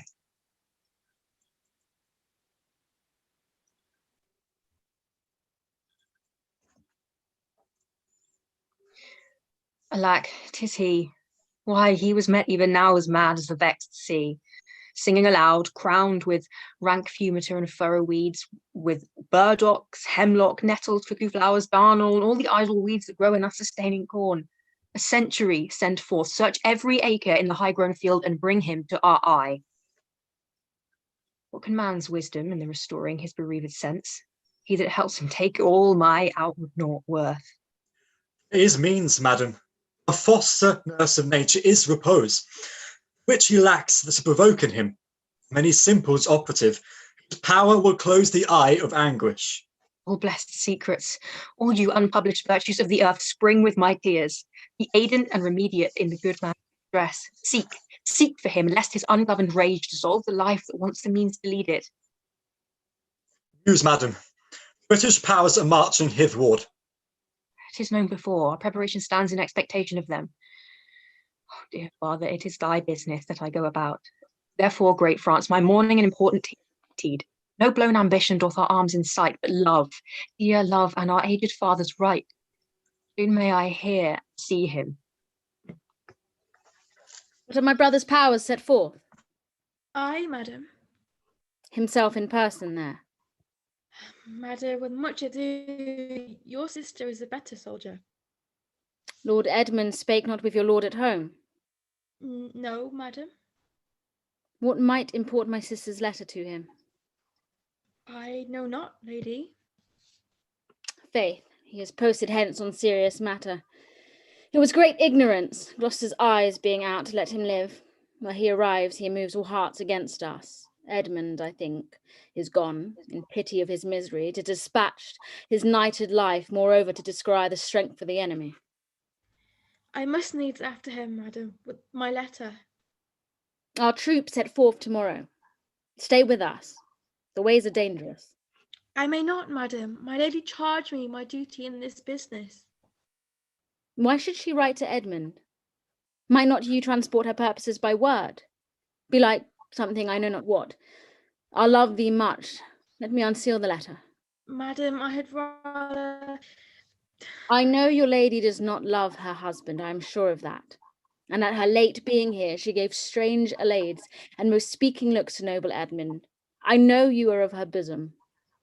Aye, madam.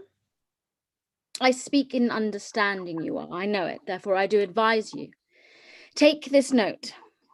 My lord is dead. Edmund and I have talked, and more convenient is he for my hand than for your lady's. You may gather more. If you do find him, pray you give him this, and when your mistress hears as much from you, I pray, desire her call her wisdom to her. So, fare you well, if you do chance to hear of that blind traitor, preferment falls on him that cuts him off. Would I could meet him, madam. I should show what party I do follow. Fare thee well.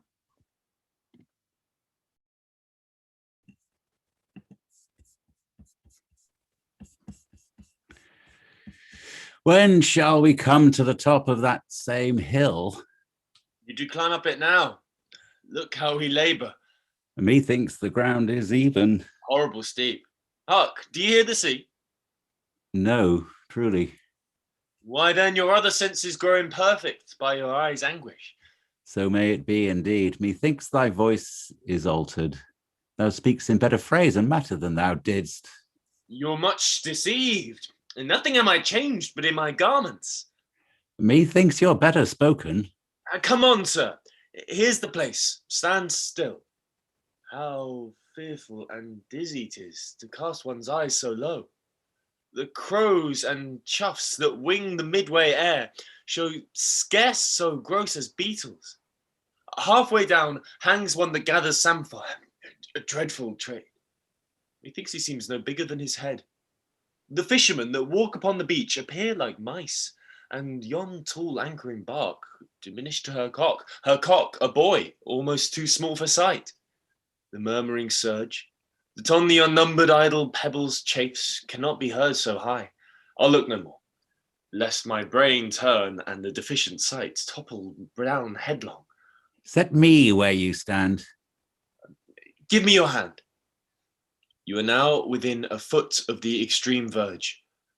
For all beneath the moon would I not leap upright. Let go my hand. Here, friend.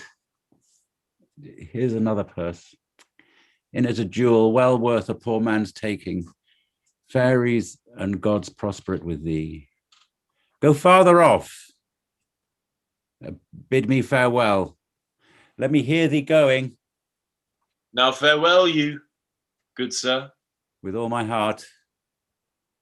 Why do I trifle thus with his despair? It's done to cure him.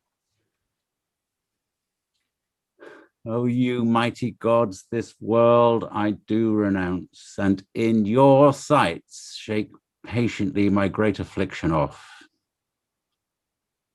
If I could bear it longer, and not fall to quarrel with your great opposeless wills, my snuff and loathed part of nature should burn itself out. If Edgar live, oh bless him. Now, fellow, fare thee well. Gone, sir, farewell. And yet I know not how conceit may rob the treasury of life when life itself yields to the theft. Had he been where he thought, by this had thought been past, alive or dead. Ho you, sir, friend, hear you, sir, speak. Thus must he pass indeed, yet he revives. What are you, sir? Away, and let me die. Hadst thou been aught but gossamer, feathers, air, so many fathom down precipitating, thou shivered like an egg, but thou dost breathe, hast heavy substance, bleedst not, speakst, art sound, 10 masts at each may not the altitude which thou hast perpendicularly fell. Thy life's a miracle, speak yet again. But have I fallen, or no? From the dread summit of this chalky bourne, look up a height. The shrill gorge lark so far cannot be seen or heard. Do but look up. Alack, I have no eyes. Is wretchedness deprived that benefit that to end itself by death? 'Twas yet some comfort when misery could beguile a tyrant's rage and frustrate his proud will. Give me your arm. Up. So. How is't? Feel you your legs? You stand? Too well, too well. This is above all strangeness. Upon the crown of the cliff, what thing was that which parted from you? A poor unfortunate beggar. As I stood here below, methought his eyes were 2 full moons. He had 1,000 noses. Horns whelked and wavered like the enrigid sea. There was some fiend, therefore, thou happy father. Think that the clearest gods, who make them honours of men's impossibilities, have preserved thee. I do remember now. Henceforth, I'll bear affliction till it do cry out itself, enough, enough, and die. That thing you speak of, I took it for a man. Oft would say, the fiend, the fiend. He led me to this place. Bear free and patient thought. But who comes here? The safer senses will ne'er accommodate his master thus. No, they cannot touch me for coining. I am the king himself. Oh, thou side-pissing sight. Nature's above art in that respect. There's your press money. That fellow handles his bow like a crow keeper. Draw me a clothier's yard.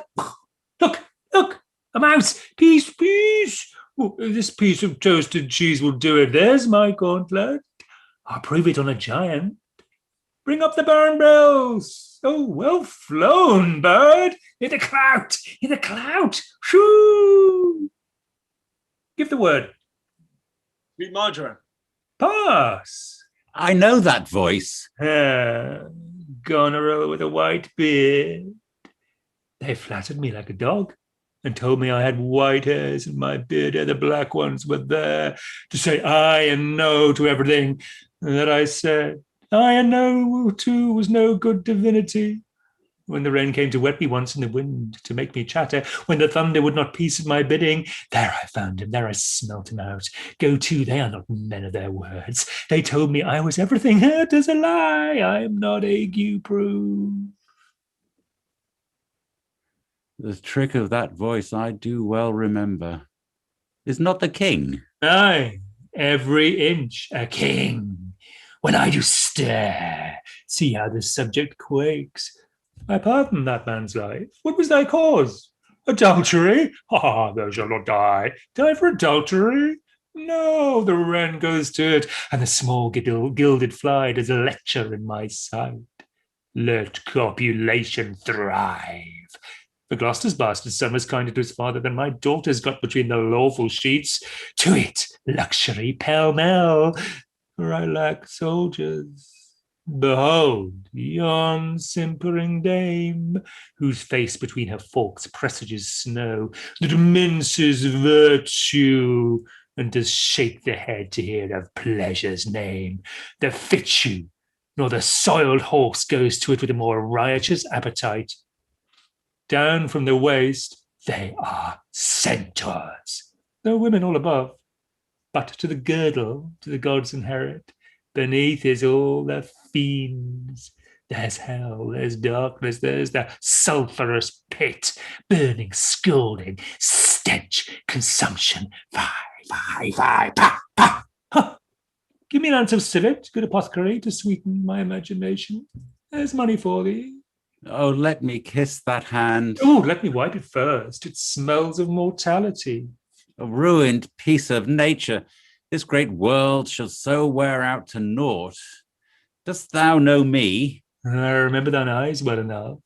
Dost thou squinny at me? No, do thy worst, blind Cupid. I'll not love. Read thou this challenge. Mark but the penning of it. Were all the letters sons, I could not see one. I would not take this from report. It is, and my heart breaks at it. Read. What, with the case of eyes? Oh, are you there with me? No eyes in your head, no money in your purse. Your eyes are in a heavy case, your person a light. Yet you see how this world goes. I see it feelingly. What? Art mad? A man may see how this world goes with no eyes. Look with thine ears. See how yonder justice rails upon yon simple thief. Hark in thine ear. Change places and handy-dandy. Which is the justice? Which is the thief? Thou hast seen a farmer's dog bark at a beggar? Aye, sir. And the creature run from the care? There thou might see the great image of authority. The dog's obeyed in office. Thou rascal beetle, hold thy bloody hand. Why dost thou lash that horse, strip thine own back? Thou hotly lust'st to use her in that kind for which thou whipst her. The usurer hangs the cozener. Through tattered clothes small vices do appear. Robes and furred gowns hide all. Plates in with gold and the strong lance of justice herders breaks. Armor and rags, a pygmy's straw does pierce it. None does offend, none, I say, none, I'll label them. Take that of me, my friend, who have the power to seal the accuser's lips. Get thee glass eyes, and like a scurvy politician seem to see the things thou dost not. Now, pull off my boots, harder, so. Oh, matter and impertinency mixed, reason in madness. If thou would weep my fortunes, take my eyes. I know thee well enough. Thy name is Gloucester. Thou must be patient. We came crying hither. Thou knowest the first time that we smell the air, we wail and cry. I will preach to thee, Mark. Alack the day. When we are born, we cry that we are come to this great stage of fools. Oh, this is good block. It were a delicate stratagem to shoe a troop of horses felt. I'll put it in proof. And when I've stolen upon these sons-in-law, then kill. Who he is? Lay hand upon him. Sir, your most dear daughter. No rescue, what? A prisoner? I am even the natural fool of fortune. Oh, use me well. You shall have a ransom. Let me have surgeons. I am cut to the brains. You shall have anything. No seconds, or myself? Why, this would make a man of salt to use his eyes for garden water pots, and laying autumn's dust. Sir. I will die bravely, like a bridegroom. What? I will be jovial. Come. I am a king. My masters, know you that. Are a royal one. We obey you. Then there's life in it. Nay, if you get it, you shall get it with running. Sa. Sight most pitiful and the meanest wretch. While speaking of in a king, has one daughter, who redeems nature for the general curse, which twain have brought to her. Hail, gentle sir! Sir, speed you. What's your will? You hear aught of a battle toward? Most sure and vulgar. Everyone hears that. We can distinguish sound. But by your favour, how near's the other army? Near and on speedy foot. Main Descry stands on the hourly thought. I thank you, sir, that's all. The Queen, special course is here. The army is moved on. I thank you, sir.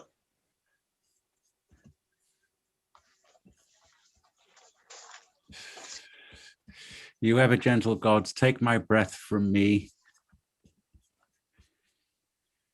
Let not my worser spirit tempt me again to die before you, please. Well, pray you, father. Now, good sir, what are you? A most poor man, made tame to fortune's blows, who by the arts of known and feeling sorrows am pregnant to good pity. Give me your hand, I'll lead you to some biding. Hearty thanks.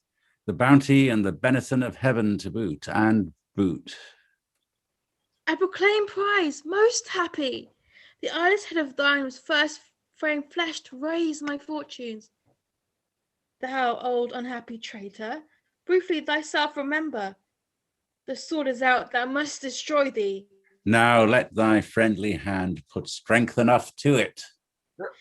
Wherefore, bold peasant, darest thou support a published traitor? Has lest the infection of his fortune take like hold on thee?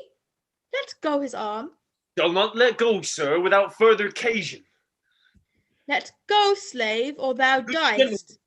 Go your gait, and let poor folk pass. And should have been swaggered out my life, 'twould not have been so long as 'tis by a fortnight.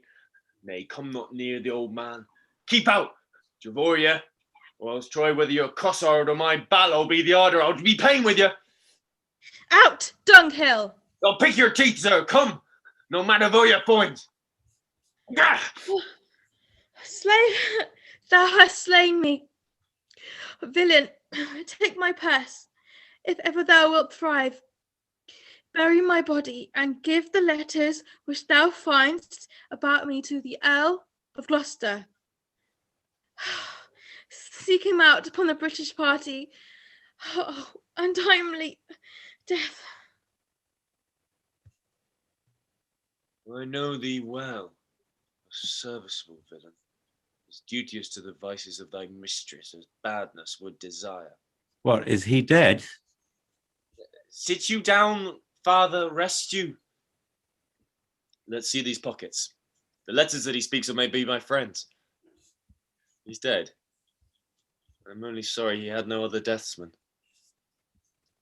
Let us see. Leave, gentle wax, and manners blame us not. To know our enemies' minds, we'd rip their hearts. Their papers is more lawful. Let our reciprocal vows be remembered. You have many opportunities to cut him off. If your will want not, time and place will be fruitfully offered. There is nothing done if he return the conqueror. Then am I the prisoner, and his bed my jail. From the loathed warmth whereof deliver me, and supply the place for your labour. Your wife, so I would say, affectionate servant. Goneril. Oh, undistinguished space of woman's will. A plot upon her virtuous husband's life, and the exchange my brother. Here in the sands, thee I'll rake up, the post unsanctified of murderous lechers. In the mature time, with this ungracious paper, strike the sight of the death-practised duke. For him 'tis well, that of thy death and business I can tell. The king is mad. How stiff is my vile sense that I stand up and have the ingenious feeling of my huge sorrows. Better I were distract. So should my thoughts be severed from my grief, and woes be wrong, imaginations lose the knowledge of themselves. Give me your hand. Far off, methinks I hear the beaten drum. Come, father, I'll bestow you with a friend.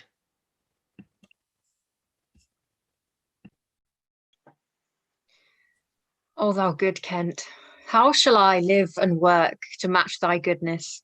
My life will be too short and every measure fail me. To be acknowledged, madam, is paid. All my reports go with the modest truth, no more nor clipped, but so.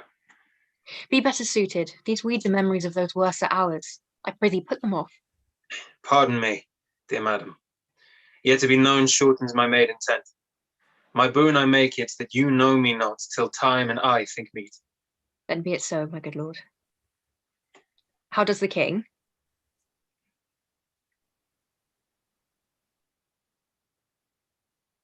Madame sleeps still. You kind gods, cure this great breach in his abused nature. The untuned and jarring senses are wind up of this child-changed father. So please your majesty, we may wake the king, he hath slept long. Be governed by your knowledge and proceed in the sway of your own will. Is he arrayed? Aye, madam. In the heaviness of his sleep, we put fresh garments on him.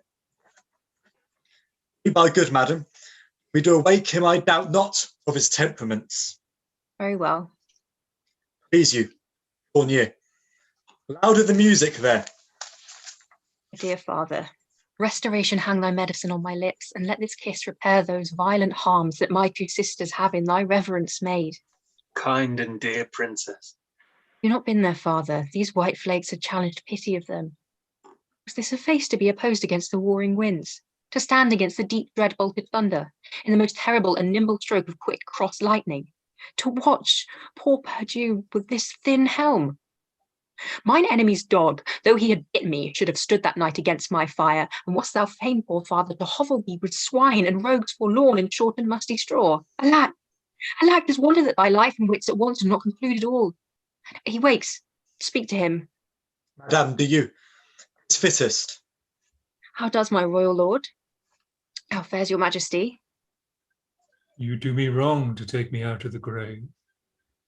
Thou art a soul in bliss, but I am bound upon a wheel of fire that mine own tears do scald like molten lead. Sir, do you know me? You are a spirit, I know. When did you die? Still far wide. He scares awake. Let him alone a while. Where have I been? Where am I? Fair daylight. I am mightily abused. I should e'en die with pity to see another thus. I know not what to say. I will not swear these are my hands. Let's see. I feel this pinprick. Would I were assured of my condition. Oh, sir, look upon me, and hold your hands in benediction over me. No, sir, you must not kneel. Pray do not mock me. I am a very foolish, fond old man, fourscore and upward, not an hour more nor less, and to deal plainly, I fear I am not in my perfect mind. Methinks I should know you and know this man, yet I am doubtful, for I am mainly ignorant what place this is, and all the skill I have remembers not to these garments, nor I know not where I did lodge last night. Oh, do not laugh at me, for as I am a man, I think this lady to be my child, Cordelia. And so I am. I am. Be your tears wet? Yes, faith, I pray, weep not. If you have poison for me, I will drink it. I know you do not love me, for your sisters have, as I do remember, done me wrong. You have some cause, they have not. Cause? No cause. Am I in France? In your own kingdom, sir. Oh, do not abuse me. Comforted, good madam. Great rage, you see, killed in him. And yet his danger to make him even o'er the time he is lost. Desired him to go in, trouble him no more, for further settling. Will it please your highness walk? You must bear with me. Pray you now, forget and forgive. I am old and foolish. Was it true, sir? The Duke of Cornwall was so slain? Most certain, sir. Who is conductor of his people? As 'tis said, the bastard son of Gloucester. Say Edgar, his banished son, with the Earl of Kent in Germany. Report is changeable. 'Tis time to look about. The powers of the kingdom approach apace. Arbitrament is likely to be bloody. Fare you well, sir. My point and period will be thoroughly wrought, or well or ill, as this day's battle fought.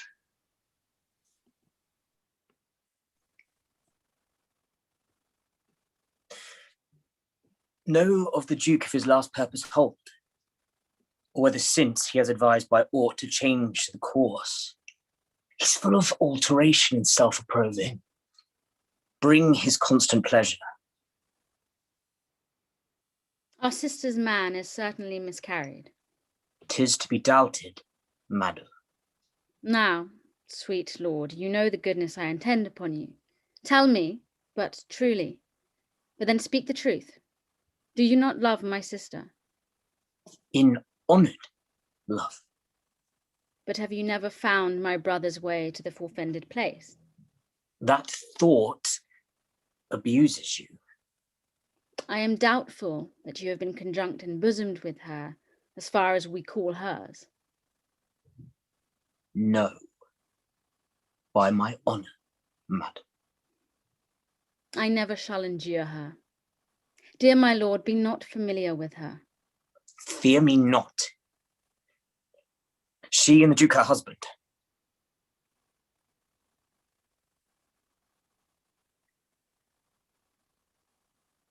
I had rather lose the battle than that sister should loosen him and me. Our very loving sister. Well be met. Sir, this I hear, the king is come to his daughter, with others whom the rigour of our state forced to cry out. Where I could not be honest, I never yet was valiant. For this business it touches us, as France invades our land, not bolds the king, with others whom, I fear, most just and heavy cause makes oppose. Sir, you speak nobly. Why is this reasoned? Combined together against the enemy, for these domestic and particular broils are not the question here. Let's then determine with the ancient of war on our proceedings. I shall attend you presently at your tent. Sister, you'll go with us? No. 'Tis most convenient. Pray you go with us. Oh, I know the riddle. I will go. If e'er your grace had speech with man so poor, hear me one word. I'll overtake you. Speak. Before you fight the battle, ope this letter. If you have victory, let the trumpet sound. For him that bought it, wretched though I seem, I can produce a champion that will prove what is avouched there. If you miscarry, your business of the world hath so an end, and machination ceases. Fortune love you. Stay till I've read this letter. I was forbid it. When time shall serve, let but the herald cry, and I'll appear again. Why, fare thee well. I will overlook thy paper. The enemy's in view.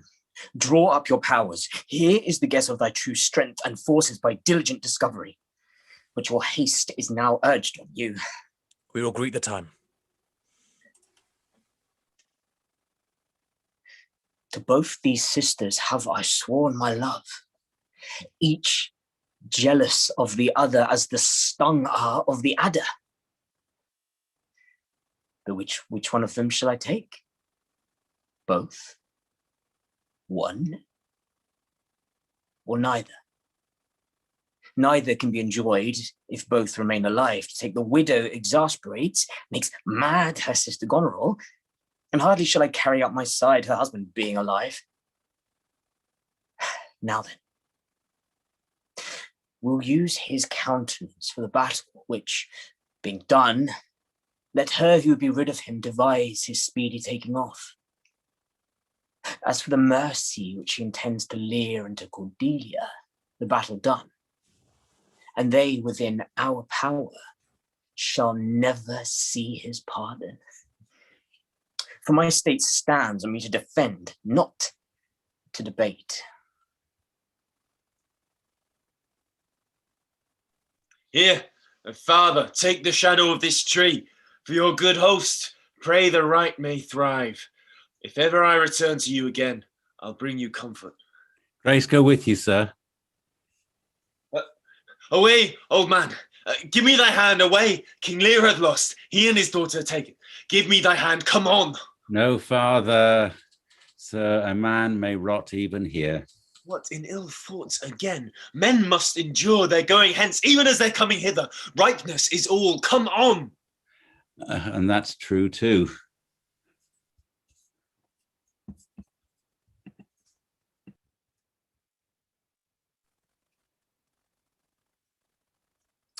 Some officers take them away. Good God, until their greater pleasures first be known, let us to censure them. We are not the first who, with best meaning, have incurred the worst. For thee, oppressed king, am I cast down? Myself could else outfrown false fortune's frown. Should we not see these daughters and these sisters? No, no, no, no. Come, let's away to prison. We two alone will sing like birds in the cage. When thou dost ask me blessing, I'll kneel down and ask of thee forgiveness. So we'll live and pray, sing and tell old tales, and laugh at gilded butterflies, and hear poor rogues talk of court news. And we'll talk with them too, who loses and who wins, who's in and who's out, and take upon us the mystery of things as if we were God's spies. And we'll wear out in a walled prison pacts and sects of great ones that ebb and flow by the moon. Take them away. Upon such sacrifices, more Cordelia, the gods themselves throw incense. Have I caught thee? He that parts us shall bring a brand from heaven and fire us hence like foxes. Wipe thine eyes, the good years shall devour them, flesh and fell, ere they shall make us weep. We'll see him starve first. Come. Come hither, Captain. Hark. Take thou this note. Go follow them to prison. One step I have advanced thee. If thou dost, as this instructs thee, thou dost make thy way to noble fortunes. Know thou this, that men are, as the time is, to be tender-minded, does not become a sword. Thy great employment will not bear question, either say thou do it, or thrive by other means. Do it, my lord. About it, and right happy when thou hast done. Mark, I say instantly, and carry it so as I have said it done. I cannot draw a cart, nor eat dried oats. If it be a man's work, I'll do it. Sir, you have shown today your valiant strain, and fortune led you well. You have the captives that were the opposite of this day's strife, but we do require them of you. So to use them as we shall find their merits, and our safety may equally determine. Sir, I thought it fit to send the old and miserable king to some retention, and appointed guards whose age has charms in it, whose title more to pluck the common bosom on his side, and turn our impressed lances in our eyes, which do command them. With him I sent the queen, my reason all the same, and they are ready tomorrow, or at further space, to appear where you shall hold your session. At this time we sweat and bleed. The friend had lost his friend, and the best quarrels in the heat are cursed by those that feel their sharpness. The question of Cordelia and her father requires a bitter place. Sir, by your patience, I hold you but a subject of this war, not as a brother. That's as we list to grace him. Methinks our pleasure might have been demanded ere you had spoke so far. He led our powers, bore the commission of my place and person, the which immediacy may well stand up and call itself your brother. Not so hot. In his own grace he doth exalt himself more than in your edition. In my rights, by me invested, he compares the best. That were the most, if he should husband you. Jesters do oft prove poets. Holla, holla! That eye that told you so looked but a squint. Lady, I am not well, else I should answer from a full-flowing stomach. General, take thou my soldiers, prisoners, patrimony, dispose of them, of me. The walls are thine. Witness the world that I create thee here, my lord and master. Mean you to enjoy him? The let alone lies not in your goodwill. Nor in thine, lord. Half-blooded fellow, yes. Let the drum strike, and prove my title thine. Stay yet. Hear reason. Edmund, I arrest thee on capital treason, and in thine attain this gilded serpent. For your claim, fair sister, I bar it in the interest of my wife. 'Tis she is subcontracted to this lord, and I, her husband, contradict your bans. If you will marry, make your loves to me, my ladies bespoke. An interlude. Thou art armed, Gloucester. Let thy trumpet sound, if none appear to prove upon thy head thy heinous, manifest, and many treasons. There is my pledge. I'll prove it upon thy heart, ere I taste bread. Thou art nothing less than I have here proclaimed thee. Sick. Oh, sick. Not, I'll ne'er trust medicine. There's my exchange. What in the world he is that names me traitor? Villain-like, he lies. Call by thy trumpet, he that dares approach on him, on you, who not? I will maintain my truth and honour firmly. A herald, ho! A herald, ho! A herald! Trust to thy single virtue, for thy soldiers, all levied in my name, have in my name took their discharge. My sickness grows upon me. She is not well. Convey her to my tent. Come, hither, herald. Let the trumpets sound. And Sound read a out this. trumpet.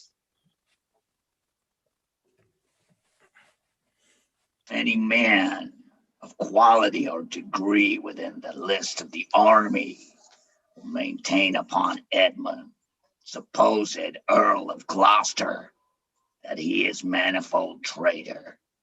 Let him appear by the third sound of the trumpet. He is bold in his defense. Sound? Again! Again! Ask him his purposes. Why he appears upon this call of the trumpet. What are you? Your name, your quality? Why you answer this present summons? Oh, my name is lost. By treason's tooth bare gnawn and canker bit. Yet am I noble as the adversary I come to cope.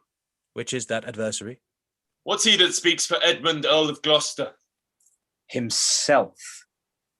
What sayest thou to him? Draw thy sword, that if my speech offend a noble heart, thy arm may do thee justice. Here is mine. Behold, it is the privilege of mine honours, mine oath, and my profession I protest. Maugre thy strength, youth, place, and eminence, despite thy victor's sword and fire new fortune, thy valour and thy heart, thou art a traitor. False to thy gods, thy brother, and thy father, conspirant against this high illustrious prince, and from the extremest upward of thy head to the descent and dust below thy foot, a most toad-spotted traitor. Say thou no, this sword, this arm, and my best spirits are bent to prove upon thy heart, whereto I speak, thou liest. In wisdom, I should ask thy name. But since thy outside looks so fair and warlike, and that thy tongue, some say, of breeding breathes, what safe and nicely I might well delay by rule of knighthood. I disdain and spurn, back do I toss these treasons to thy head.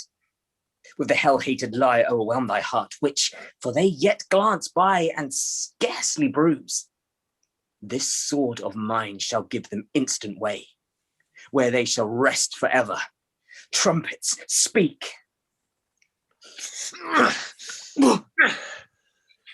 Save him. Save him. This is practice, Gloucester. By the law of arms, thou wast not bound to answer an unknown opposite. Thou art not vanquished, but cozened and beguiled. Shut your mouth, dame, or with this paper shall I stop it. Hold, sir. Thou worse than any name. Read thy own evil. No tearing, lady. I perceive you know it. Say if I do, the laws are mine, not thine. Who can arraign me for't? Most monstrous. Knowest thou this paper? Ask me not what I know. Go after her. She's desperate, govern her. What you have charged me with, that I have done, and much, much more. The time will bring that out. 'Tis past, and so am I. But what art thou that hast this fortune on me? If thou art noble, I do forgive thee. Let's exchange charity. I am no less in blood than thou art, Edmund. If more, the more thou hast wronged me. My name is Edgar, and my father's son.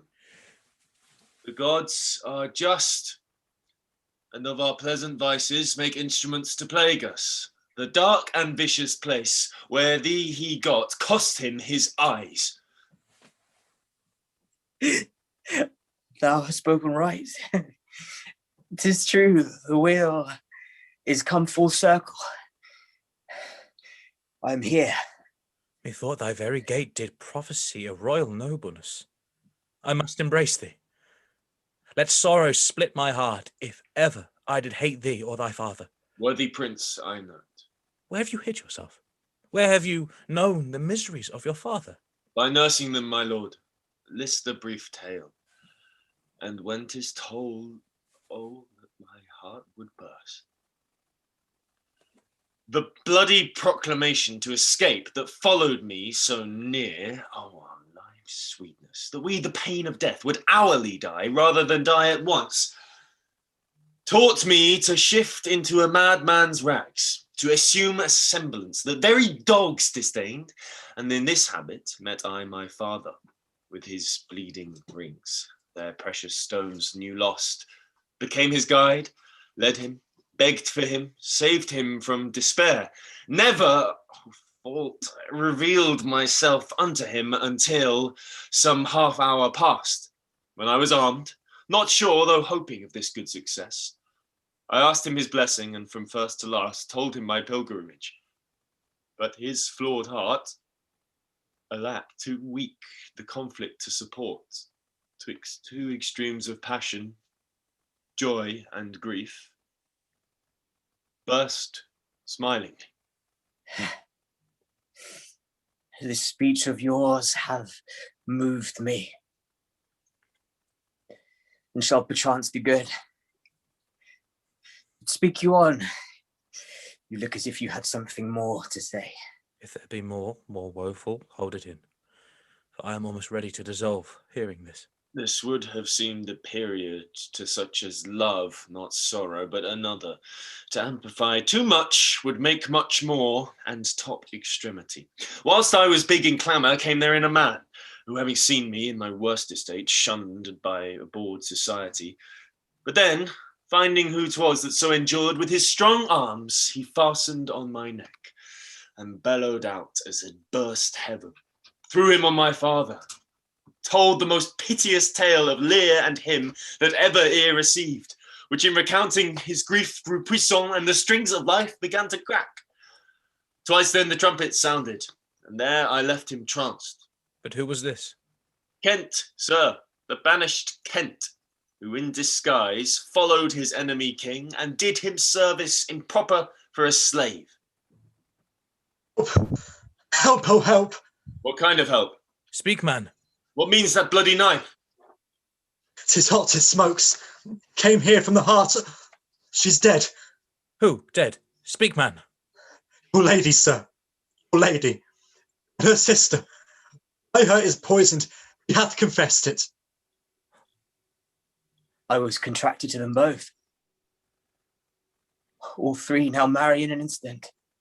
Here comes Kent. Produce their bodies, be they alive or dead. This judgment of the heavens that makes us tremble touches us not with pity. Oh, is this he? The time will not allow the compliment which very manners urges. I'm come to bid my king and master I good night. Is he not here? Great thing us forgot. Speak, Edmund. Where's the king? And where's Cordelia?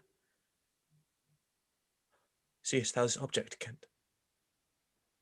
Alack, why thus?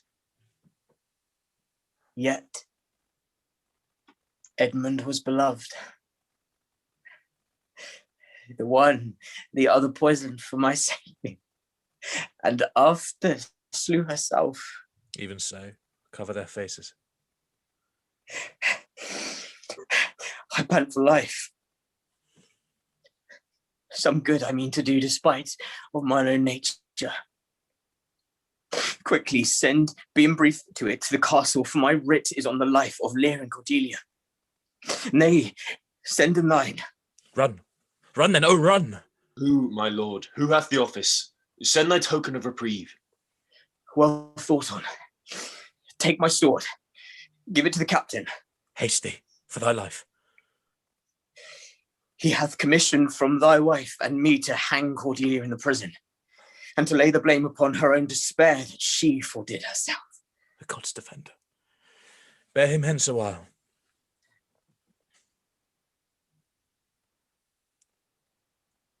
Oh, oh, oh, oh, you are men of stones. And I, your tongues and eyes, I'd use them so that heaven's vault should cry. She's gone forever. I know when one is dead and when one lives. She's dead as earth. Lend me a looking glass, if that her breath will mist or stain the stone, why then she lives. Is this the promised end? Or image of that horror? Paul and cease. This feather stirs, she lives, if it be so. It is a chance which does redeem all sorrows that ever I have felt. Oh, my good master. Prithee away. 'Tis noble Kent, your friend. A plague upon you, murderers, traitors all. I might have saved her. Now she's gone forever. Cordelia, Cordelia, stay a little, huh? What is it thou sayest? Her voice was ever soft, gentle and low, an excellent thing in woman. I killed the slave that was a hanging thee. 'Tis true, my lords. He did. Did I not, fellow? I have seen the day with my good biting falchion. I would have made them skip. I am old now, and these same crosses spoil me. Who are you? Mine eyes are not of the best, I'll tell you straight. If fortune brag of two she loved and hated, one of them we behold. This is a dull sight. Are you not Kent? The same.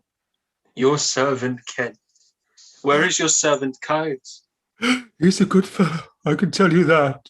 He'll strike, and quickly too. He's dead and rotten. No, my good lord, I am the very man. I'll see that straight. That from your first of difference and decay have followed your sad steps.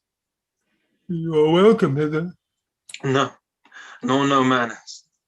All's cheerless, dark, and deadly. Your eldest daughters have fordone themselves and desperately are dead. Aye, so I think. He knows not what he says, and vain it is that we present us to him. Edmund is dead, my lord. That's but a trifle here. You lords and noble friends know our intent. What comfort to this great decay may come shall be applied. For us, we will resign, during the life of this old majesty, to him our absolute power. You, to your rights, with boot and such addition as your honours have more than merited. All friends shall taste the wages of their virtue, and all foes the cups of their deservings. Oh, see, see. And my poor fool is hanged. No, no, no life. Why should a dog a horse, a rat have life, and thou no breath at all? I'll come no more. Never, never, never, never, never. Pray, what do this but... Thank you, sir. Do you see this? Look on her, look on her lips. Look there, look there. He faints. My lord, my lord. Break. Heart. I prithee break. Look up, my lord. Vex not his ghost. Oh, let him pass. He hates him much that would, upon the rack of this tough world, stretch him out longer. He is gone indeed. The wonder is he hath endured so long. He but usurped his life. Bear them from hence. Our present business is general woe. Friends of my soul, you twain, rule in this realm, and the gorged state sustain. I have a journey, sir, shortly to go. My master calls me. I must not say no. The weight of this and sad time we must obey. Speak what we feel, not what we ought to say. The oldest hath borne most. We that are young shall never see so much, nor live so long.